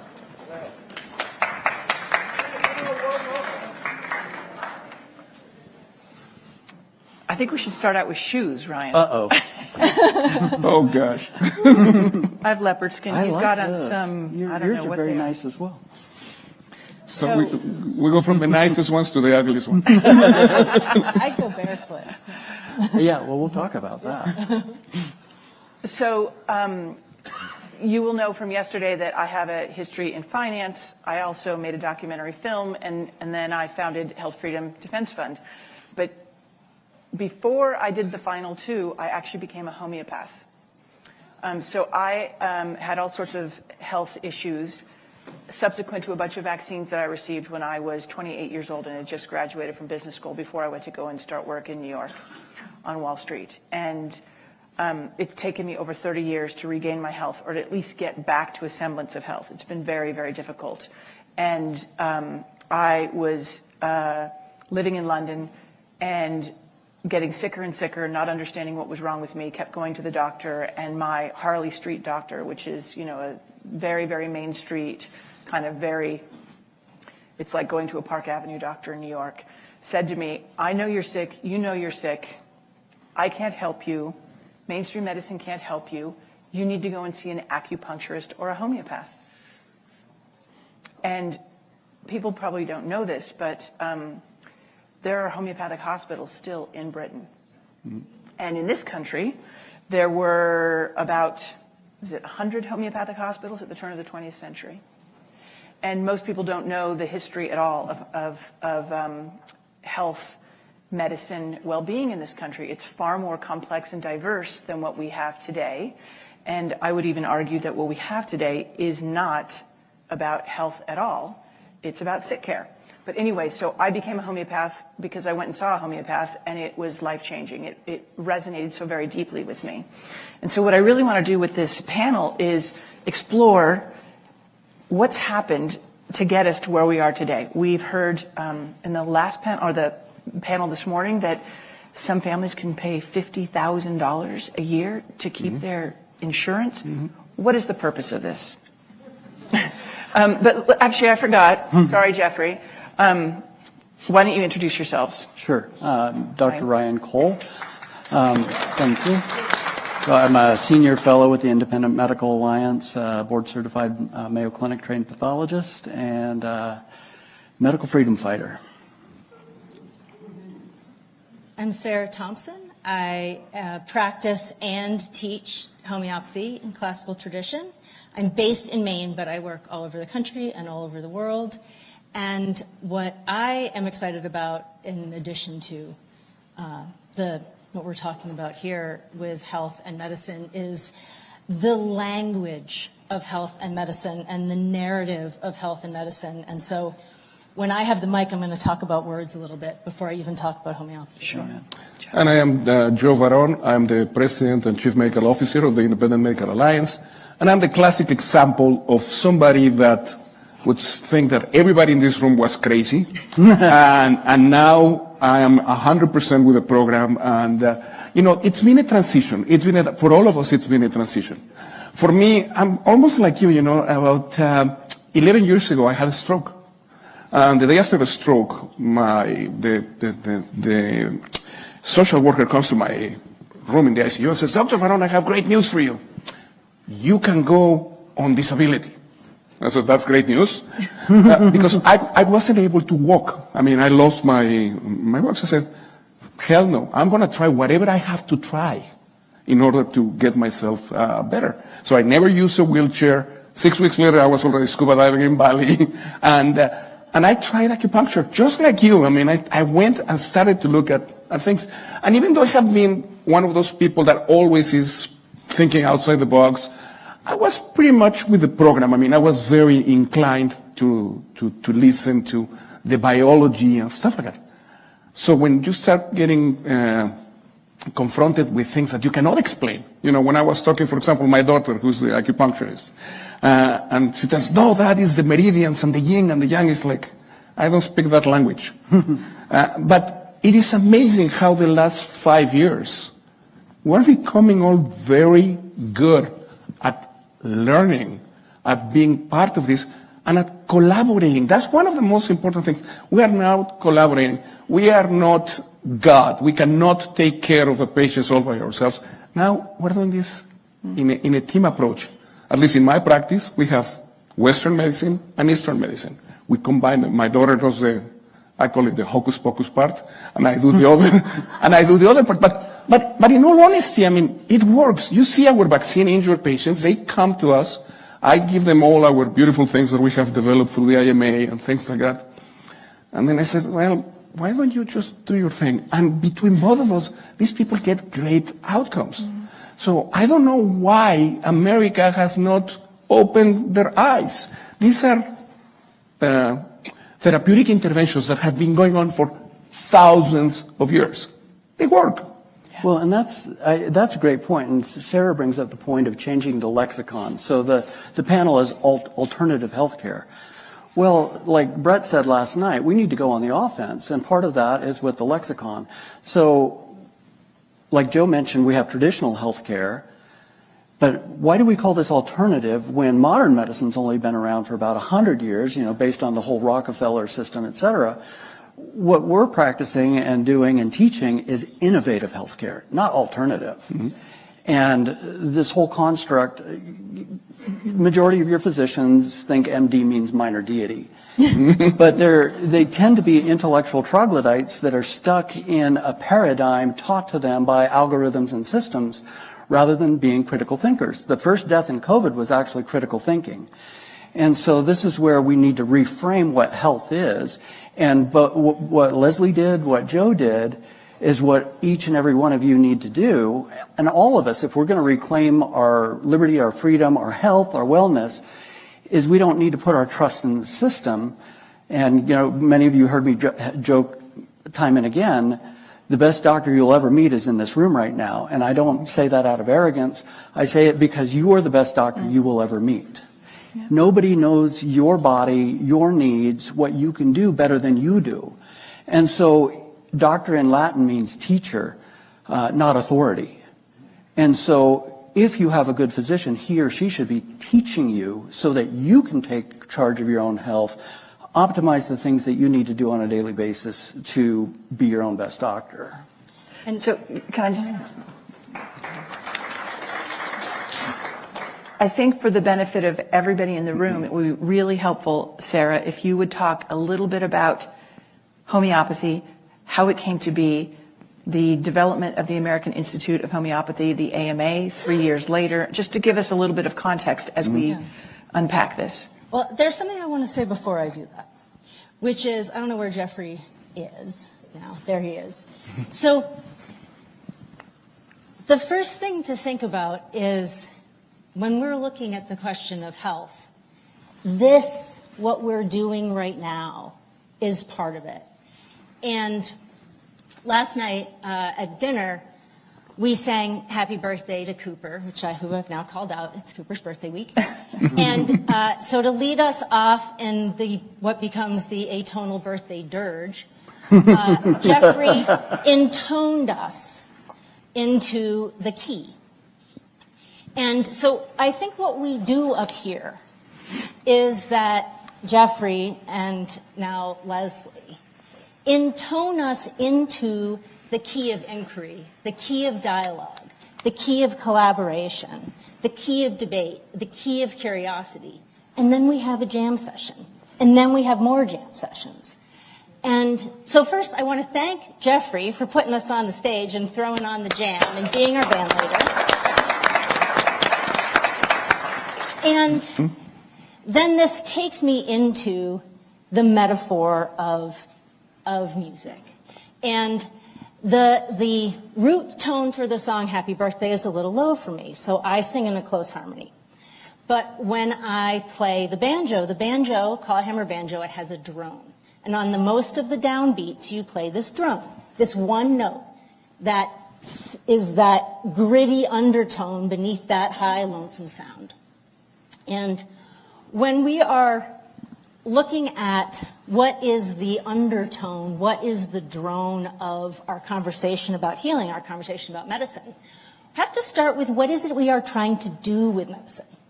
And so this is what brings me to the founder of homeopathy, a man named Samuel Hahnemann, and I think of him as the elucidator of homeopathy, the way that I think of Ludwig von Mises as the elucidator of Austrian economic theory. It's there, it's true, he just figured it out and codified it. He gave us very clear directives. They are written down in our foundational text, which all of us read regularly, that the highest and only calling of the physician, which the original homeopaths were all medical physicians. I'm not, and there are reasons why I'm not. I am a practicing homeopath, and that is very specifically what I do. That our highest and only calling is to restore the sick to health, to cure, as it is termed. And we have a definition of that. And that is that your vital force, which is this animating agency, it's not the soul, it's just this thing that is the difference between being alive and dead. We can't ever see it or know it except as it manifests in our symptoms and in our signs. That this vital force will rule with unbounded sway, that we may be free in our reason-gifted minds to pursue the highest purpose of our existence.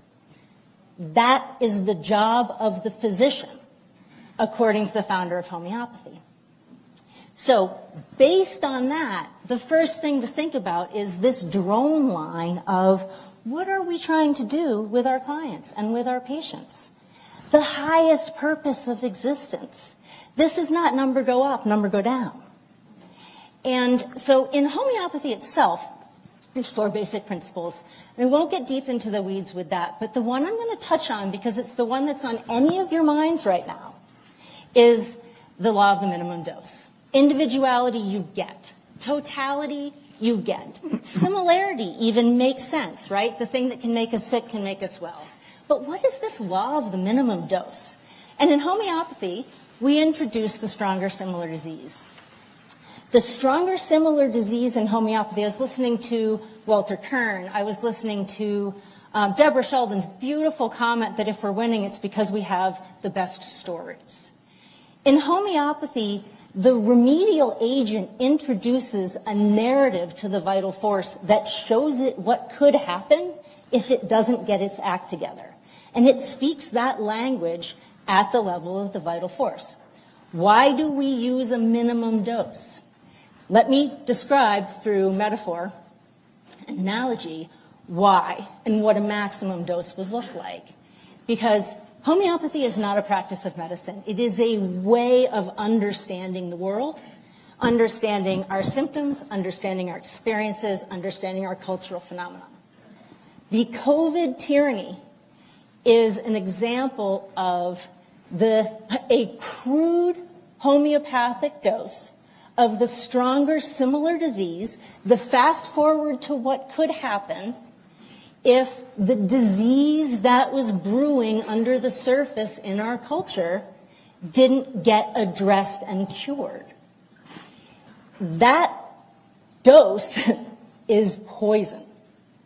And it sometimes takes the host out.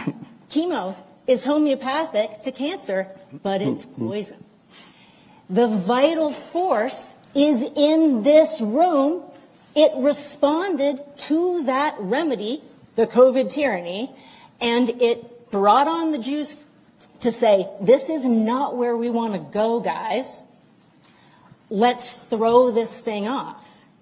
But it took a lot out of us. And it would be nice if we didn't have to get hit that hard. Yeah. So that is why we do it that way. So I'm happy to talk more about that later. So Joe,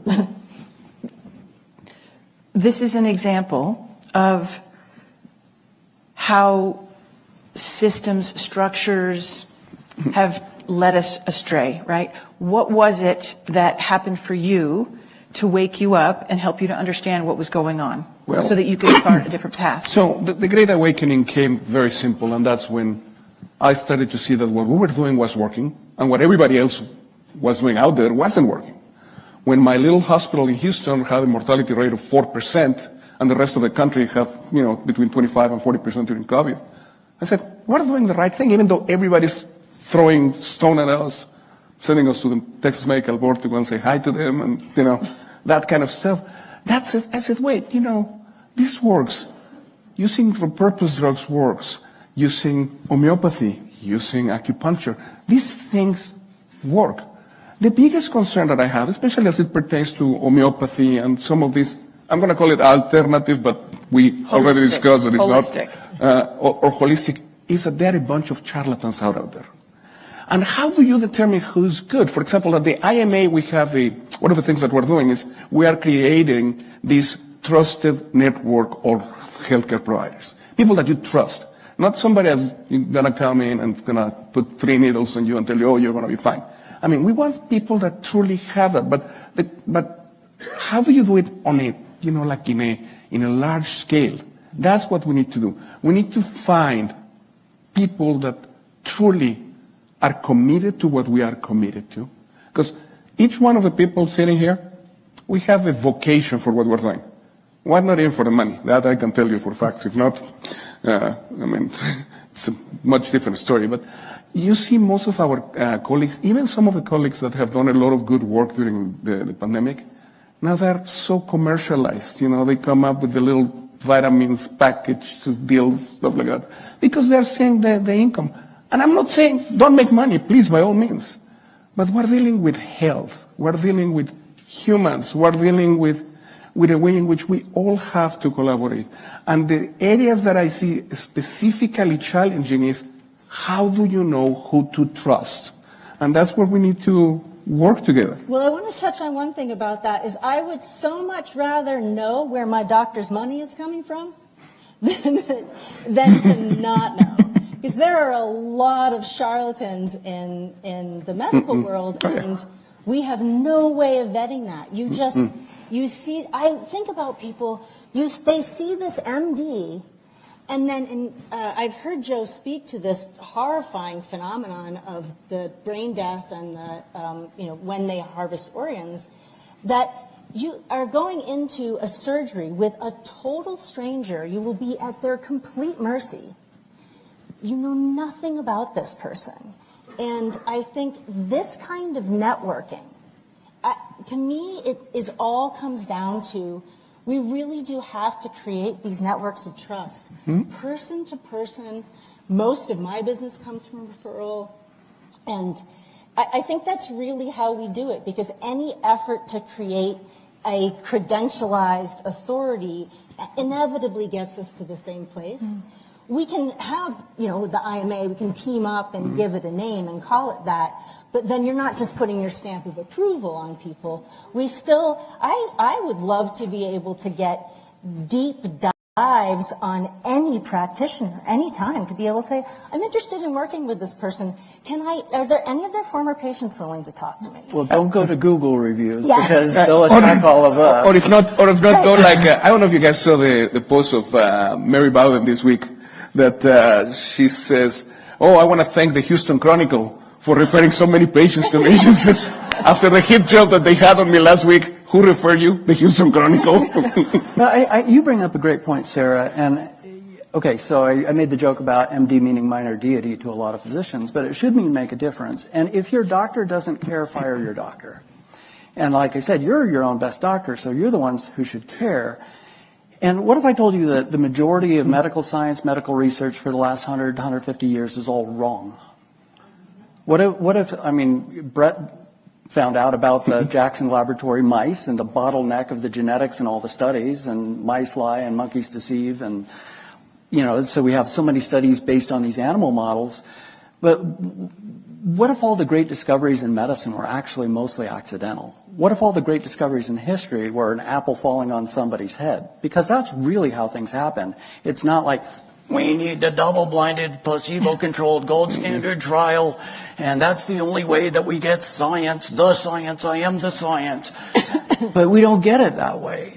All the great science comes from observation. And an observation over an observation over an observation becomes a hypothesis, and then you test it, and then you apply it.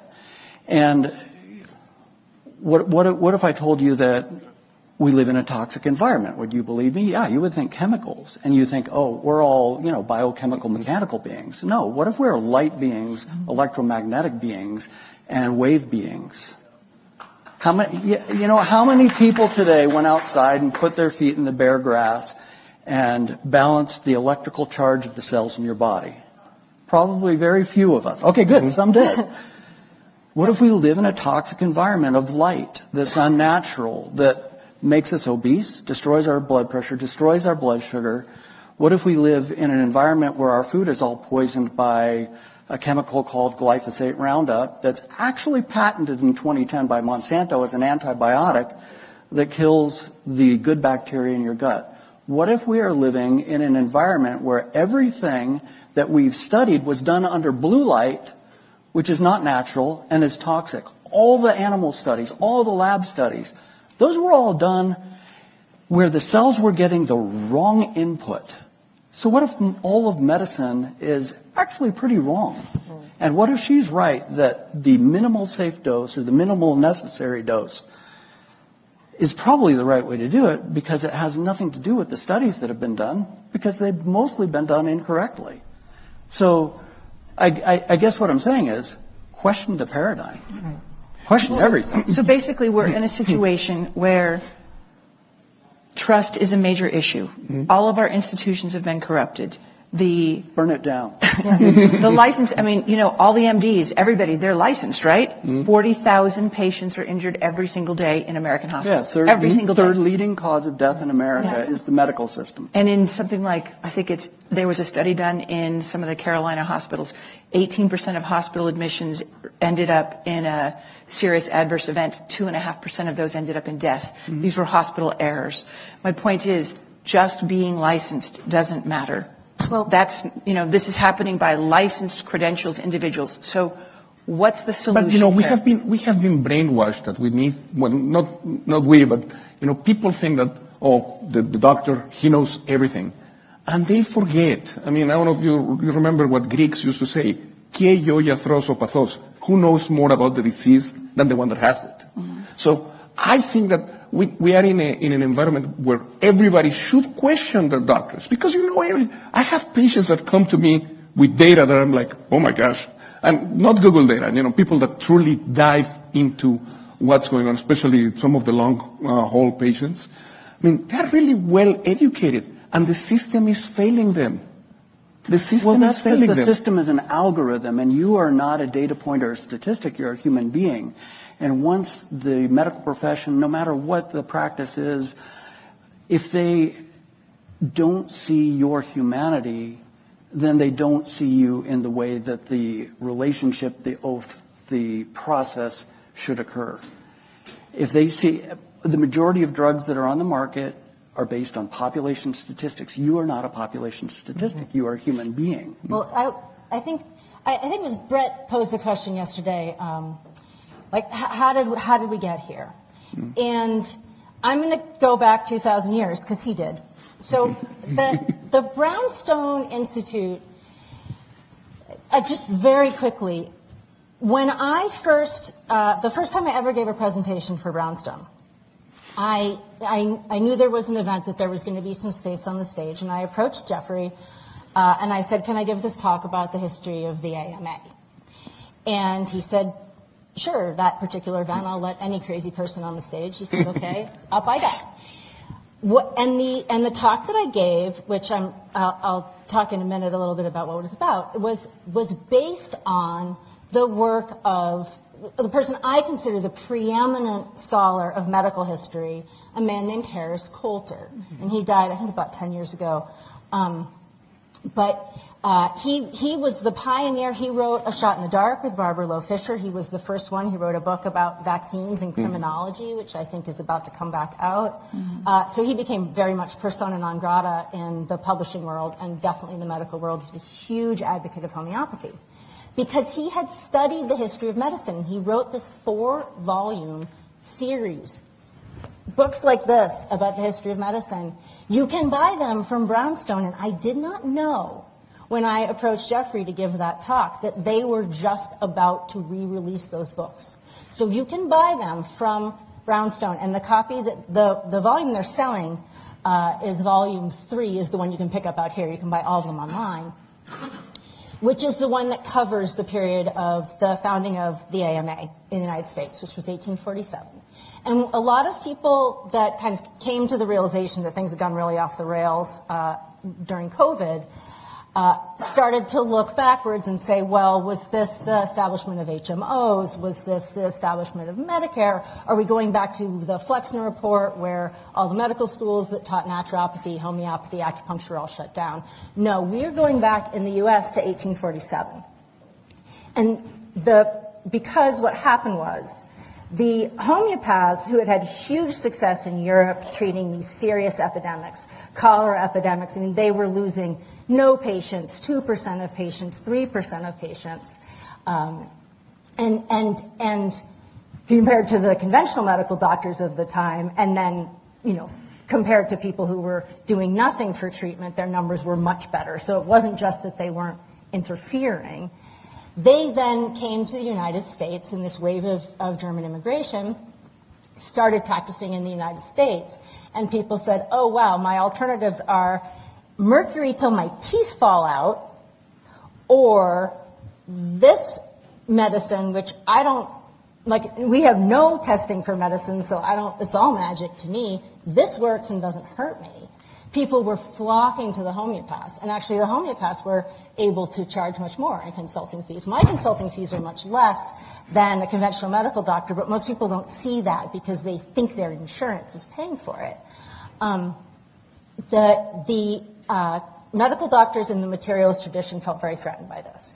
Coulter documents going back to Hippocrates, who was probably not one person. There are these 4 folios, and they are kind of 2 and 2, vitalism versus mechanistic medicine. And these things have been, button heads for 2,000 years. And so the history of that brings us to the middle of the 19th century, where the medical doctors said, these folks are eating our lunch. We need to box them out of the business. We are going to establish, the homeopaths had just established the American Institute of Homeopathy, which was their professional society. We are going to establish a professional society, and the first thing we're going to do is establish something called the Consultation Clause, which will prohibit any licensed MD from consulting with a homeopath at the risk of losing their license. We heard this similar thing recently. So they did that, and so what was happening was the medical boards, there were even funny stories about married couples. One's a homeopath, one's an MD, and he loses his license. So this was going on for quite a while, but they actually weren't winning the battle. People wanted the homeopathy until the pharmaceutical companies in the late 19th century figured out, we can team up with the doctors. And pharmaceutical money started flooding into the AMA, which is what then gave them a war chest to set the ground rule, set the stage for the Flexner Report. Yeah. So and that's the recent history of how we got here. But this is an old, old war. Yeah. But what's really at its heart is that a difference between how human life is perceived. Absolutely. Okay? So if you look at the physicians, they tended to look at human life as mechanistic. Something's not working, cut it out, burn it out, paint the back of the throat with arsenic or mercury if you've got a sore throat. Whereas the homeopaths were using the symptoms to guide them to the appropriate remedy, which had already been proven through these studies.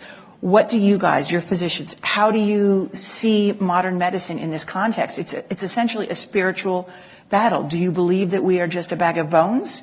And it coincides perfectly with this digital age that we live in, right? AI. They want all your doctors to be AI.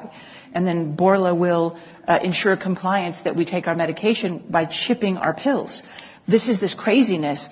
So how do you guys feel about this spiritual versus materialistic view? I mean, if you asked me this question 10 years ago, I would tell you, we are organisms and this is broken, we fix it. I mean, but I have changed completely my approach.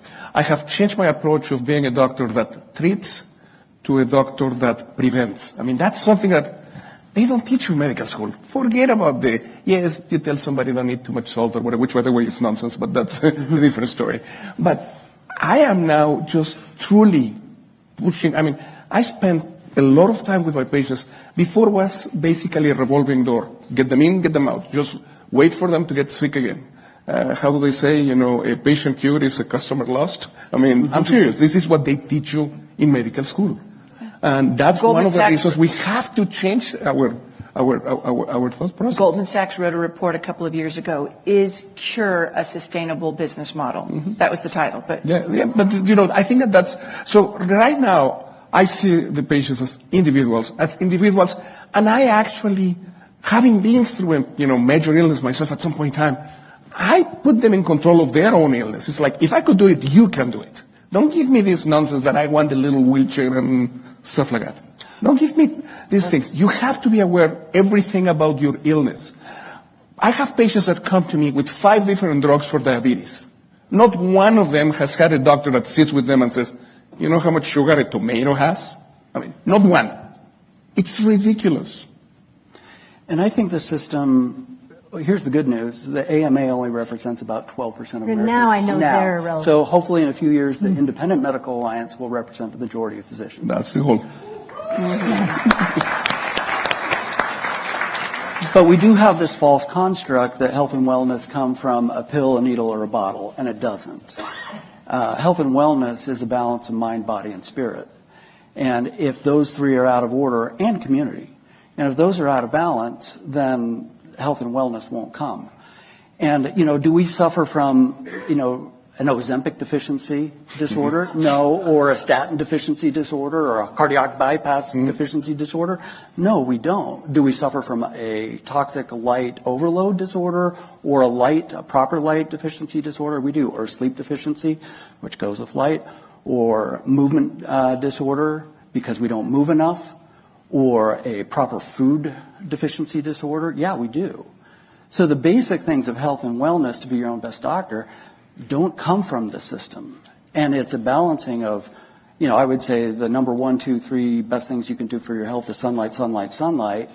And then beyond that, sunlight, sunlight, sunlight. And then earthing and grounding. And then maybe look at food and then sleep and then movement and things of that nature. But we've falsely attributed the ability to heal and give wellness to a system that no longer does so. And that's what we need to get away from, is that mindset that someone's coming to save you and the system is there to do it. Now, medicine is a noble profession. There's still a lot of good practitioners.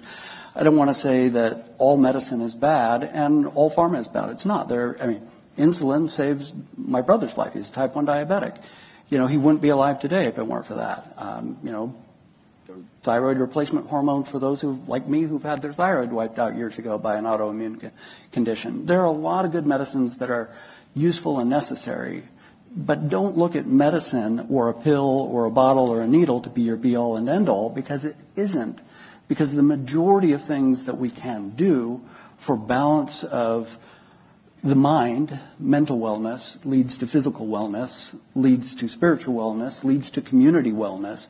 Those things we can do without ever seeing a doctor. And a doctor, his or her goal should always be to put themselves out of business. If their patients are as healthy as they should be that teacher, they should be that coach, and it should be their goal to eventually just be a shaman in the community, there for advice when you need it. And they should. We also have an education deficiency disorder, as we've talked about in some of the panels so far. But that education is actually the physician. Medicine advances every time there's a funeral. because we're stuck 10 years in the past in modern medicine, if not 100 years in the past, to be honest. And we don't advance as a profession because we're stuck in this paternalistic, algorithmic pattern instead of, and we brought this up before the panel, there is no such thing as public health. That is a lie. There is only individual health. And Maha is going to become ha-ha if we don't focus on my ha, which is make yourself healthy again. Yeah. So this is where I want to go now because it's so important. There are so many people in the MAHA movement, many of whom are in this room, who want to see Americans be healthier. Absolutely. Okay? And what seems to be happening, well, first of all, we know very clearly, despite 100 years of indoctrination, as you said, I say it all the time, health doesn't come in a pill bottle or an injection. It comes from eating meat and animals that are fed the way that they're supposed to, by getting sunlight, by exercising properly, grounding. It comes from eating whole foods that are nourishing, mineral rich, drinking bone broths and things like this. These are the ways that we become healthy. But the other part of it is that we don't poison ourselves. Mm-hmm. And medicine has morphed into this situation where it's seemingly poisoning us, at least modern medicine, this paradigm. And so what I'm wondering is, and then you see what's happening with MAHA. MAHA is focused so much on the food. Is that helpful? How do you guys see what's happening? It's helpful, but it's not enough.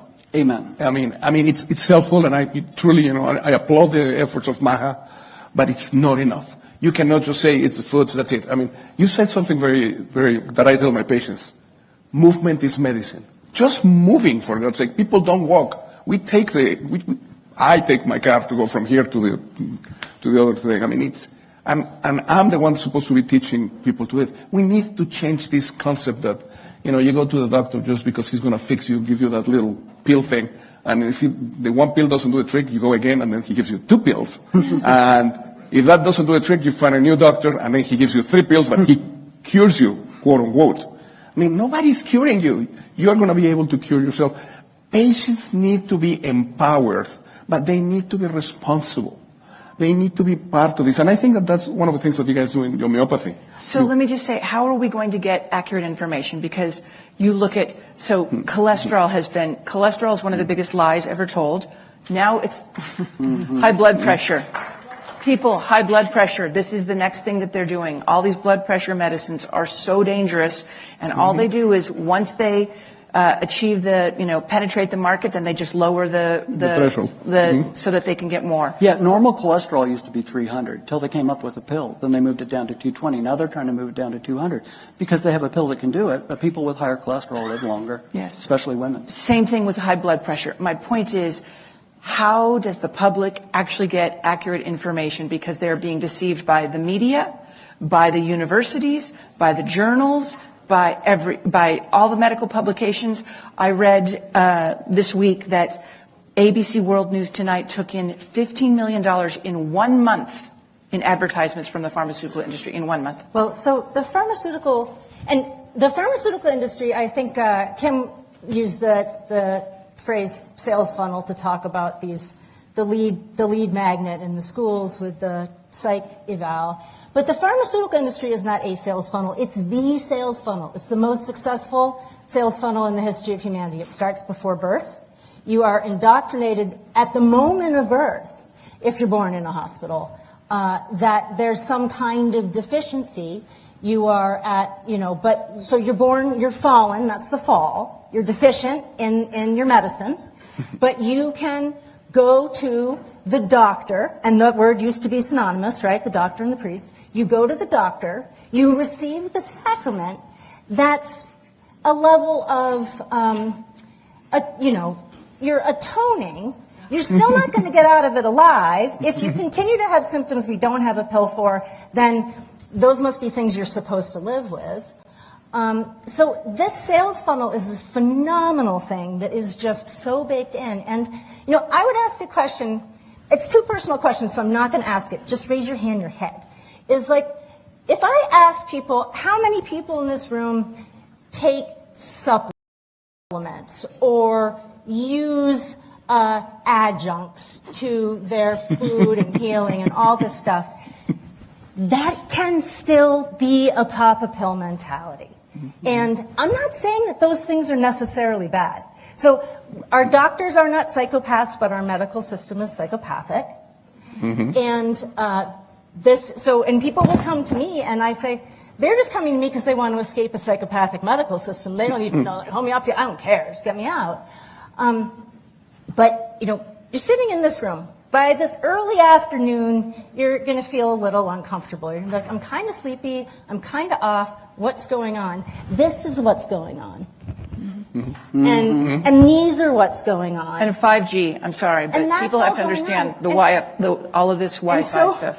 So again, when we talk about the law of the minimum dose, and I love to joke about it, but think about what's actually making you sick. It's not stuff you see under a microscope. And so, but the stuff you see under the microscope is important. It's just downstream. It is. And so I think all of us have a responsibility not to look for, or talk about any kind of magic bullet that isn't what God gave us to be healthy already. Sunlight, earth, real food. That stuff's a magic bullet. And I think we get away from our childhood fables like Goldilocks. Just enough, not too much. And we need to change the rubric and the mindset of this era in which we live, which is an era of wealth and wellness, and we need to get back to an era of health and wellness.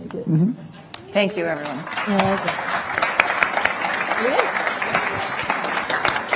Did you want to do something? She did a great job, huh? Thanks, So you get the post. she's hired. You're hired. Belle, I'm very happy to.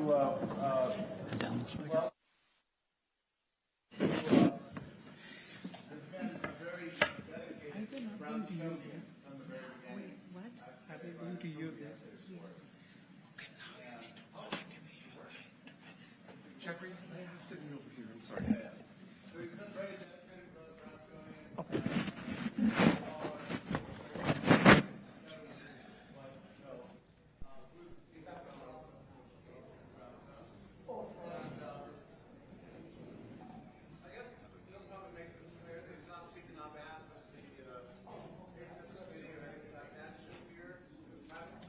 It's already connected. Do you?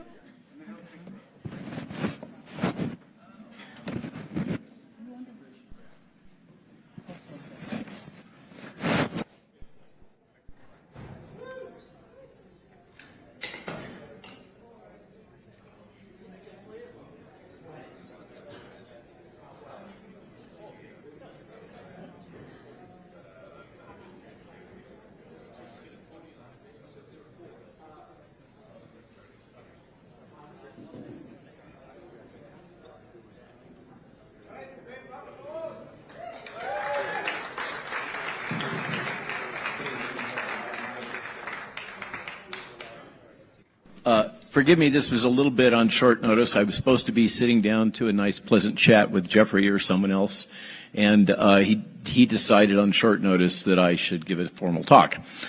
So what I did, just to be open and transparent, because that's our theme here, is I took the talk that I gave 2 weeks ago at the European Parliament and cut it down and restructured a little bit on short notice. And this was, at the time, focused on meeting at the EP in Brussels for the launch of the Make Europe Healthy Again movement, which was well received. But you're going to notice a little bit of Euro talk in this. Forgive me, but I think with the parts that I left in here, I think are useful. And I'm going to start with the caveats that I absolutely have to give. Remember that we're being broadcast here. I was reminded by that in that a friend of ours sent some snapshots when Jill was on that session yesterday that had been streaming. So I have to be sensitive to the fact that I'm not just speaking to this room. I'm speaking to unknown others, which may include our good friends in corporate media. Therefore, I must provide the following caveats. The title of the talk, The Maha Movement, A View from Within. I'm a Maryland licensed physician and serve as the co-chair of the CDC Advisory Committee on Immunization Practices, as well as medical advisor to MAHA Alliance 501c4. Technically, in my current work supporting the federal administration, I serve as a, quote, special government employee without pay. It's an odd little category. It's the thing that Elon Musk was doing, Kelly Means, etc. So therefore, I need to say, the opinions expressed here are my own and do not necessarily represent those of the U.S. government, the U.S. Centers for Disease Control or Prevention, or the CDC Advisory Committee on Immunization Practices. There, we got that part out. Starting, let's focus for a moment on medical ethics. I hope and trust that you share my strong support for both individual informed consent as defined in the Nuremberg Accords and the Helsinki Agreement, as well as the principle of subsidiarity enshrined in both the doctrines of the Catholic Church, as well as Article 3 of the Treaty of the European Union. Frankly, I think it's one thing that could be done to strengthen our Constitution is to include a clause akin to the subsidiarity clause that exists in the treaty that founds the European Union. What is that? This component of the European Union Treaty states that, quote, under the principle of subsidiarity in areas that do not fall within its exclusive competence, the Union, that's the European Union, shall act only if and insofar as the objectives of the proposed action cannot be sufficiently achieved by the member states, either at central level or at regional and local level, but rather, by reason of scale or effectiveness of the proposed action, be better achieved at Union level. Now, this is kind of akin to states' rights, but it extends a lot further. The principle of subsidiarity really is the logic that should extend all the way down to our school boards. That the core of the principle is that the most competent local authority shall be empowered to make policy decisions, to make crucial decisions. And this is anathema to what we call the administrative state or the bureaucratic state. This is the core logic that supports the underlying principle. And again, this is so foundational, it's baked into at least the logic of the Catholic Church, whether or not they recognize it from time to time. All bureaucracies fall short of their intention. But the idea is that those that have the competence at the closest local level should be the ones making the decision. This is radical in many ways, and yet it's fundamental historically in human governance. It goes on, the institutions of the Union shall apply the principle of subsidiarity as laid down in the protocol on the application of the principles of subsidiarity and proportionality. Action should be proportional to the need. National parliaments ensure effective implementation of the principle of subsidiarity through the procedure set out in that protocol. The analogy is, of course, that the national governments in the European Union are akin to the state governments here in the United States. In my opinion, in medical matters, the patient is the lowest effective level of governance. For if we're not allowed to govern our own bodies and what medical treatments we accept, then there is no personal freedom and there can be no proportionality. Under the principle of subsidiarity, you are the ones that have the right to govern what happens to your body. The cornerstone of this ethical structure is the principles of patient-informed consent, which were widely violated during COVID. I think we can all agree on that. In a free society, citizens must have the freedom to decide what medical procedures they wish to accept for themselves and their children. They must be provided complete, transparent access to the full spectrum of information concerning risks and benefits of procedure, including vaccination. And they must be allowed to choose whether to accept a medical procedure, whether or not it is an experimental procedure, without being subjected to coercion, compulsion, or enticement. The interests of the collective society should not outweigh the rights of the individual to bodily autonomy. This is fundamental. This is the core of 20th century bioethics, which, by the way, just as an aside, have now, I doubt there are anybody here that's monitoring what's going on in the universities concerning ethics and medical ethics. But in the 21st century, this has all been transformed. They literally call it utilitarian bioethics. And it's structured under the thesis that what should be optimized is the greatest happiness for the greatest number. Now, y'all can figure out where that goes, because then the power resides in who gets to define happiness. Okay? And that is the basis, that is the structural underpinnings of modern public health. When we grapple with what's going on in the CDC, what's going on across all of HHS, what's going across the entire Western medical system, what we're dealing with is the modern thesis of utilitarian bioethics that the state should act to optimize the greatest happiness for the greatest number. The toll in economic and social damage, sickness, death, and loss of faith and legitimacy for public health and the healing professions consequent to the last 5 years of twisted public policies is profound and cannot be easily repaired. Consequent to this heavy-handed mismanagement, we now face a crisis of confidence in public health and medical caregiver legitimacy in both the United States and Europe. By the way, this is not happening so much in the outlying economic subsidiary states, like in Africa, for instance, what we used to call the emerging economies. This is a Western problem. The big difference in the political climate and affairs between the United States and the European Union is the outcome of the recent leadership elections.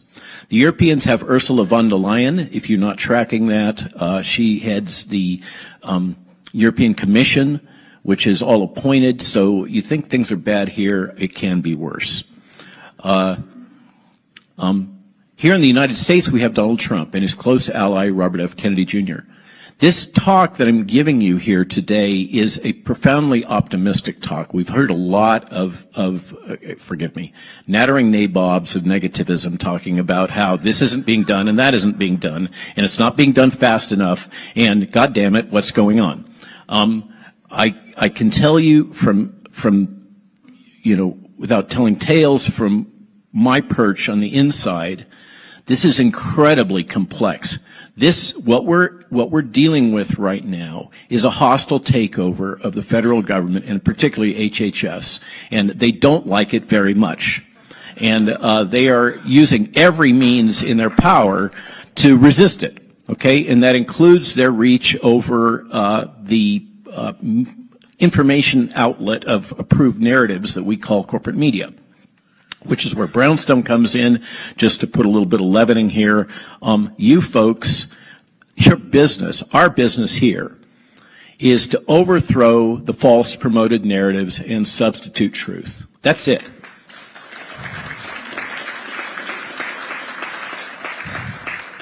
It's long past time for this political, social, and government commitment.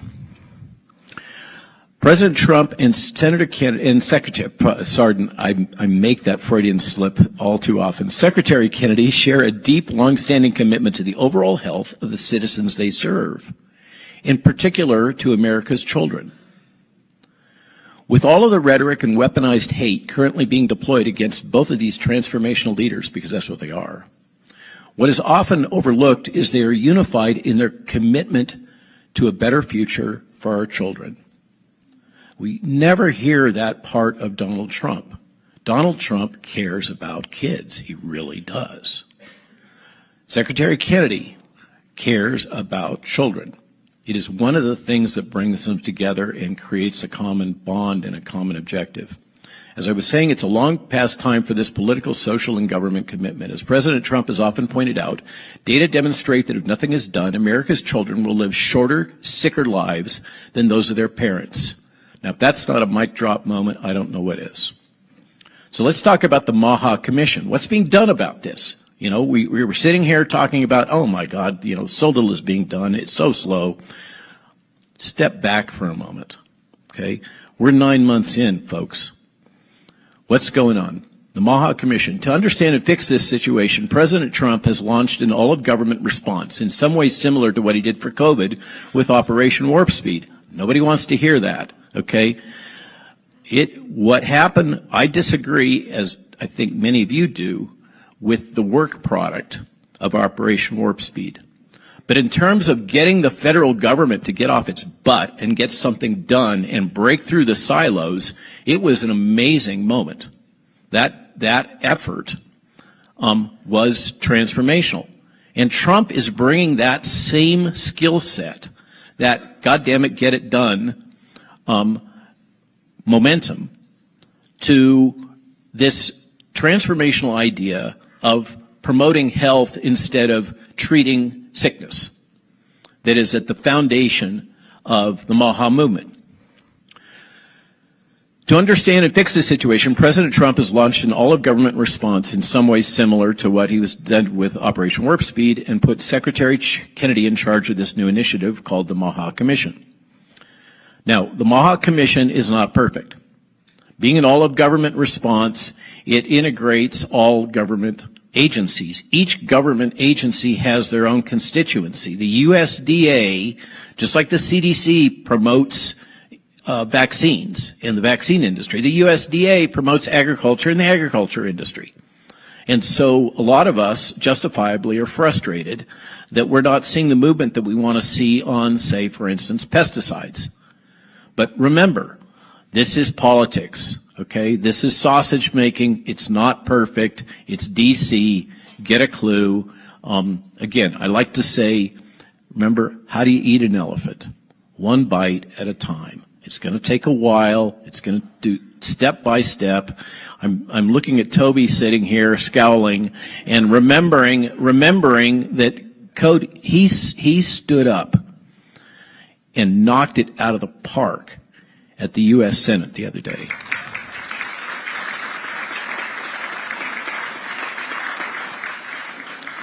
The Presidential Make America Healthy Again Commission was established by executive order on only February of 2025, shortly after Kennedy's confirmation to HHS Secretary. It's a 14-member commission that includes leaders of HHS, USDA, EPA, NIH, FDA, and the other agencies.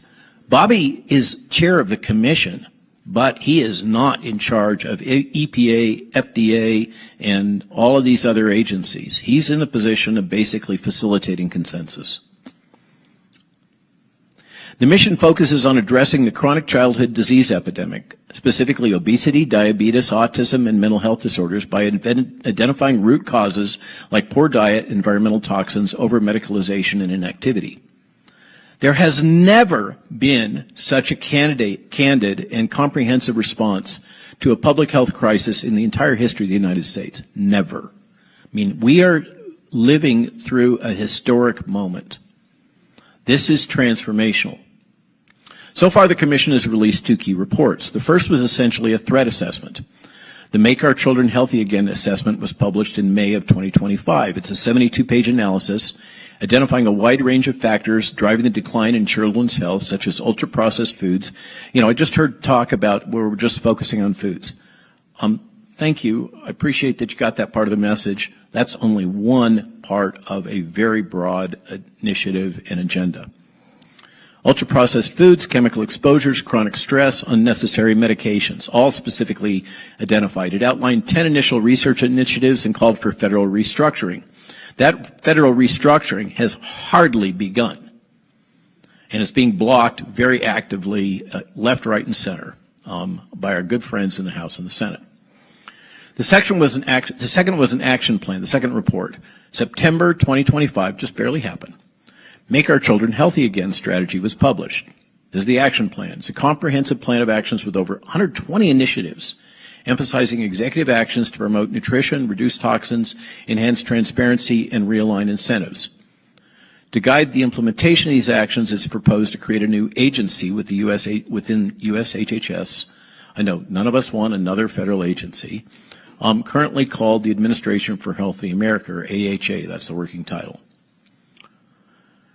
Strategy organizes initiatives into 4 pillars: advancing science, realigning incentives, raising awareness, fostering collaboration. Many aspects of this plan appear quite radical to Europeans and really to many mainstream Americans. Here are the pillars, briefly. In the area of nutrition and food policy, revamp dietary guidelines for Americans to prioritize whole foods, limit ultra-processed items, and ban synthetic dyes. Remove restrictions on whole milk in schools. Encourage states to waive SNAP benefits for sugary drinks and candy.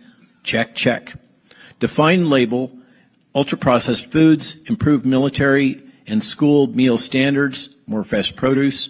Promote low-carb, whole food diets in action in guidelines and education. For the environmental toxins and chemical pillar, phase out petroleum-based synthetic food dyes. Check. In progress. Review GRAs. This is generally regarded as safe status for food additives. We have a huge laundry list of things that have been defined as GRAS that are in our foods that really have never been carefully examined. Assess and reduce pesticide exposure. There it is. Okay? They want to do it via EPA reviews, though these policies have been softened from initial proposals, in part due to lobbying. Remove fluoride from water supplies. Study electromagnetic radiation and heavy metals in soil and water, things we were just talking about. Link soil health to human health through farmer support programs and research. Regenerative farming. When have you ever heard regenerative farming being an agenda item for the U.S. federal government? If that's not transformational, I don't know what is. Regarding physical activity and lifestyle, to establish presidential fitness test in schools and fund after-school activity programs. Let's get our kids out there moving their bodies.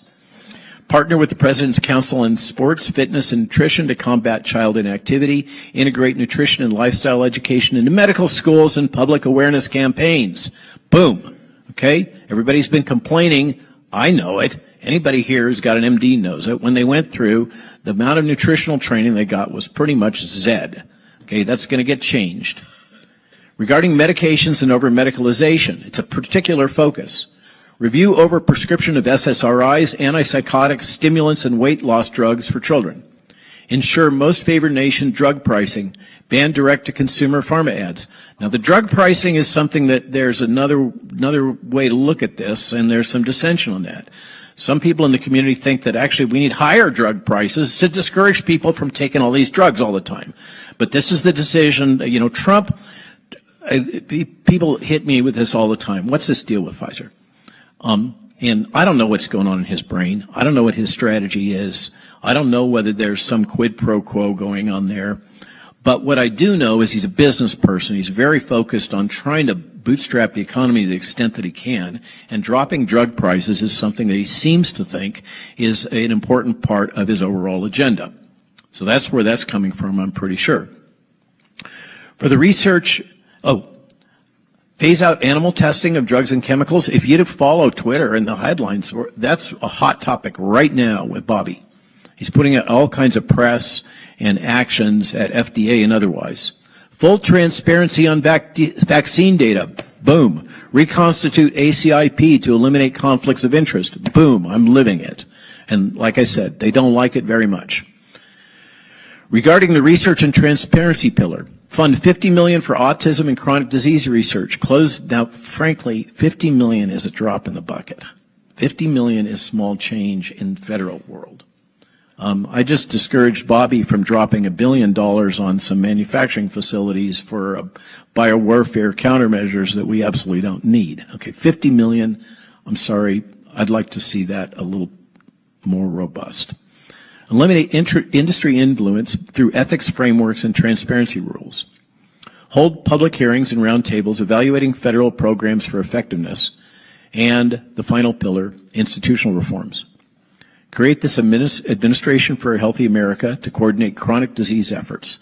This AHA is going to pull it's going to eliminate like 15 other federal departments that exist right now, bundle them all into a common structure, get it aligned so that we don't have these silos where they're all fighting each other over turf, and get them oriented around promoting health and responding to chronic disease.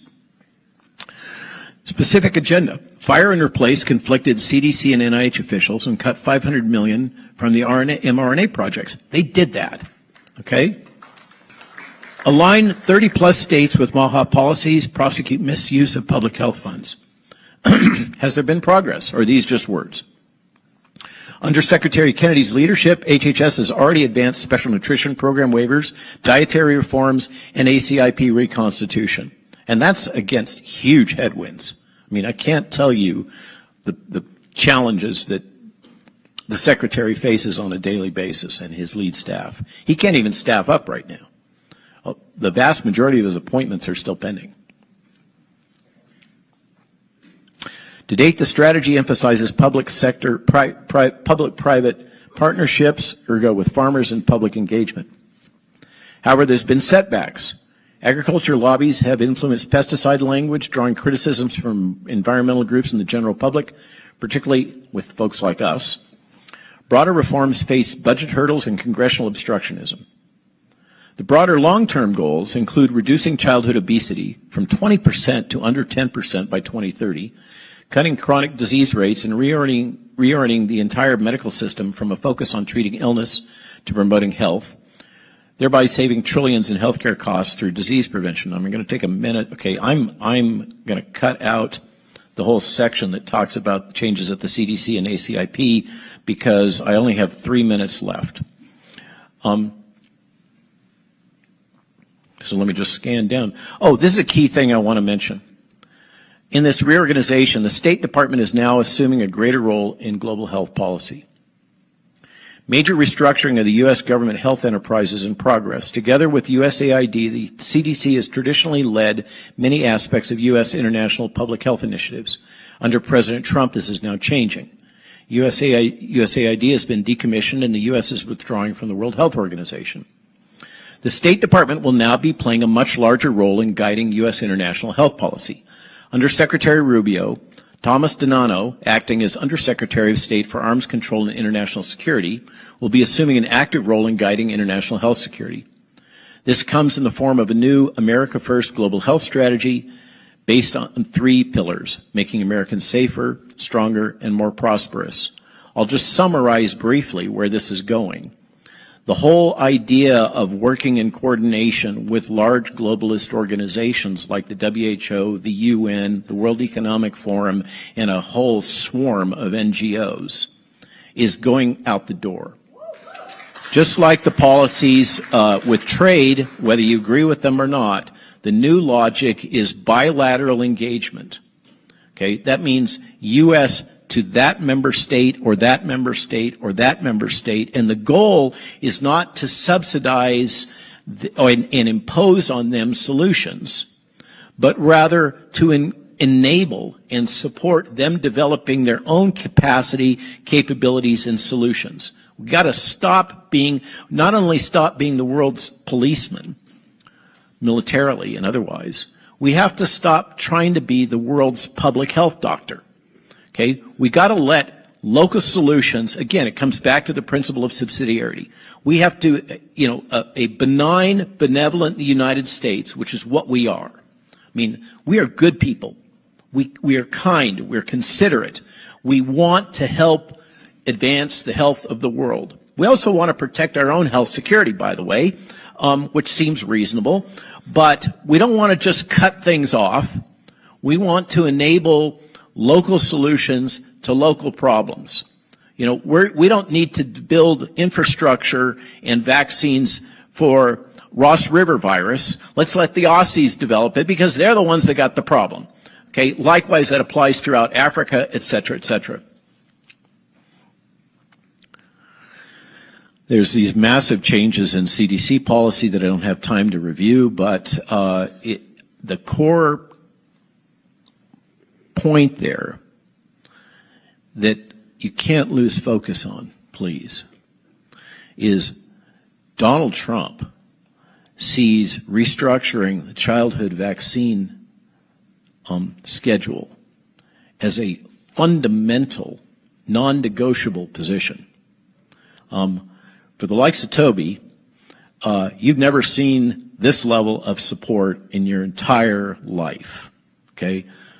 Trump is absolutely committed. I can't tell you the inside stuff, but I can quote what he said in various posts and in the press conference. He wants the birth dose for hepatitis B gone. Okay? He wants to, if we're going to have hepatitis B, he wants to initiate it at onset of puberty. He wants all of these multivalent vaccines split up. He wants the vaccine schedule completely reevaluated. I could say more about what I hear he wants, but I'm embargoed. Okay? But he's got our back. And I wouldn't be doing what I'm doing, working for free, in the constraints of having, this is like the worst of all worlds. I'm a federal government employee who's not paid. Okay? It doesn't get any worse than that, I think. But the reason I'm doing it is because the Secretary asked me to, and because I personally feel that if you're asked to serve your country, you should do what you can. It kind of goes back to when I was a wee little tot, and Bobby's uncle made some statements about not asking what you can do for your country, or what your country can do for you, but ask what you can do for your country. And I kind of think that also that infuses the spirit of Brownstone. We're not coming from a place of being, anarchist revolutionaries wanting to tear everything down. We're coming from a position of traditionalism, core values, and wanting to lift things up, wanting to make America better, and wanting to make America healthier. In the end, it's hard to refute or oppose a commitment to making America healthy again, and yet we hear it. And I suspect equally hard to oppose this new grassroots movements to make Europe healthy again. The entire Western world, I go from here, bounce straight to Mar-a-Lago for 3 days, and then straight to Italy, where I testify in the Senate in Rome. The entire world is watching us. They are fascinated by what's happening. They take courage and encouragement from what they're seeing here in the United States. Okay, let's don't get lost in all of this sense of frustration. I totally get it. I mean, I like to say I threw away my youth trying to become a physician, to operate in a discipline that I thought was deeply ethical and committed to serving the greater good. Just like Bobby and Werner committed their youth to training to operate in what they believed was a legal system with integrity. And I can't tell you how disappointing it is to realize that a lot of the underlying structure and logic that I made this commitment to as a young person, struggling, Jill and I, literally starving at times, trying to get our children fed while meeting the requirements for tuition and everything else, to be able to be a physician and help people. And then to come to this point and realize the whole system is just profoundly corrupted and distorted. And yet still, what do? We have to move forward. For the sake of our children, we can't give up. We have to be strong. We have to be committed to this fight. And we are making progress. It's hard to see from time to time. It's frustrating, the setbacks we're encountering, and yet we're eating the elephant one bite at a time. Have patience. The entire Western world is looking at the American Maha movement for leadership. It's long past time for healthcare to focus on promoting health rather than treating disease. Thank you. I went over 5 minutes. Thank you for your tolerance.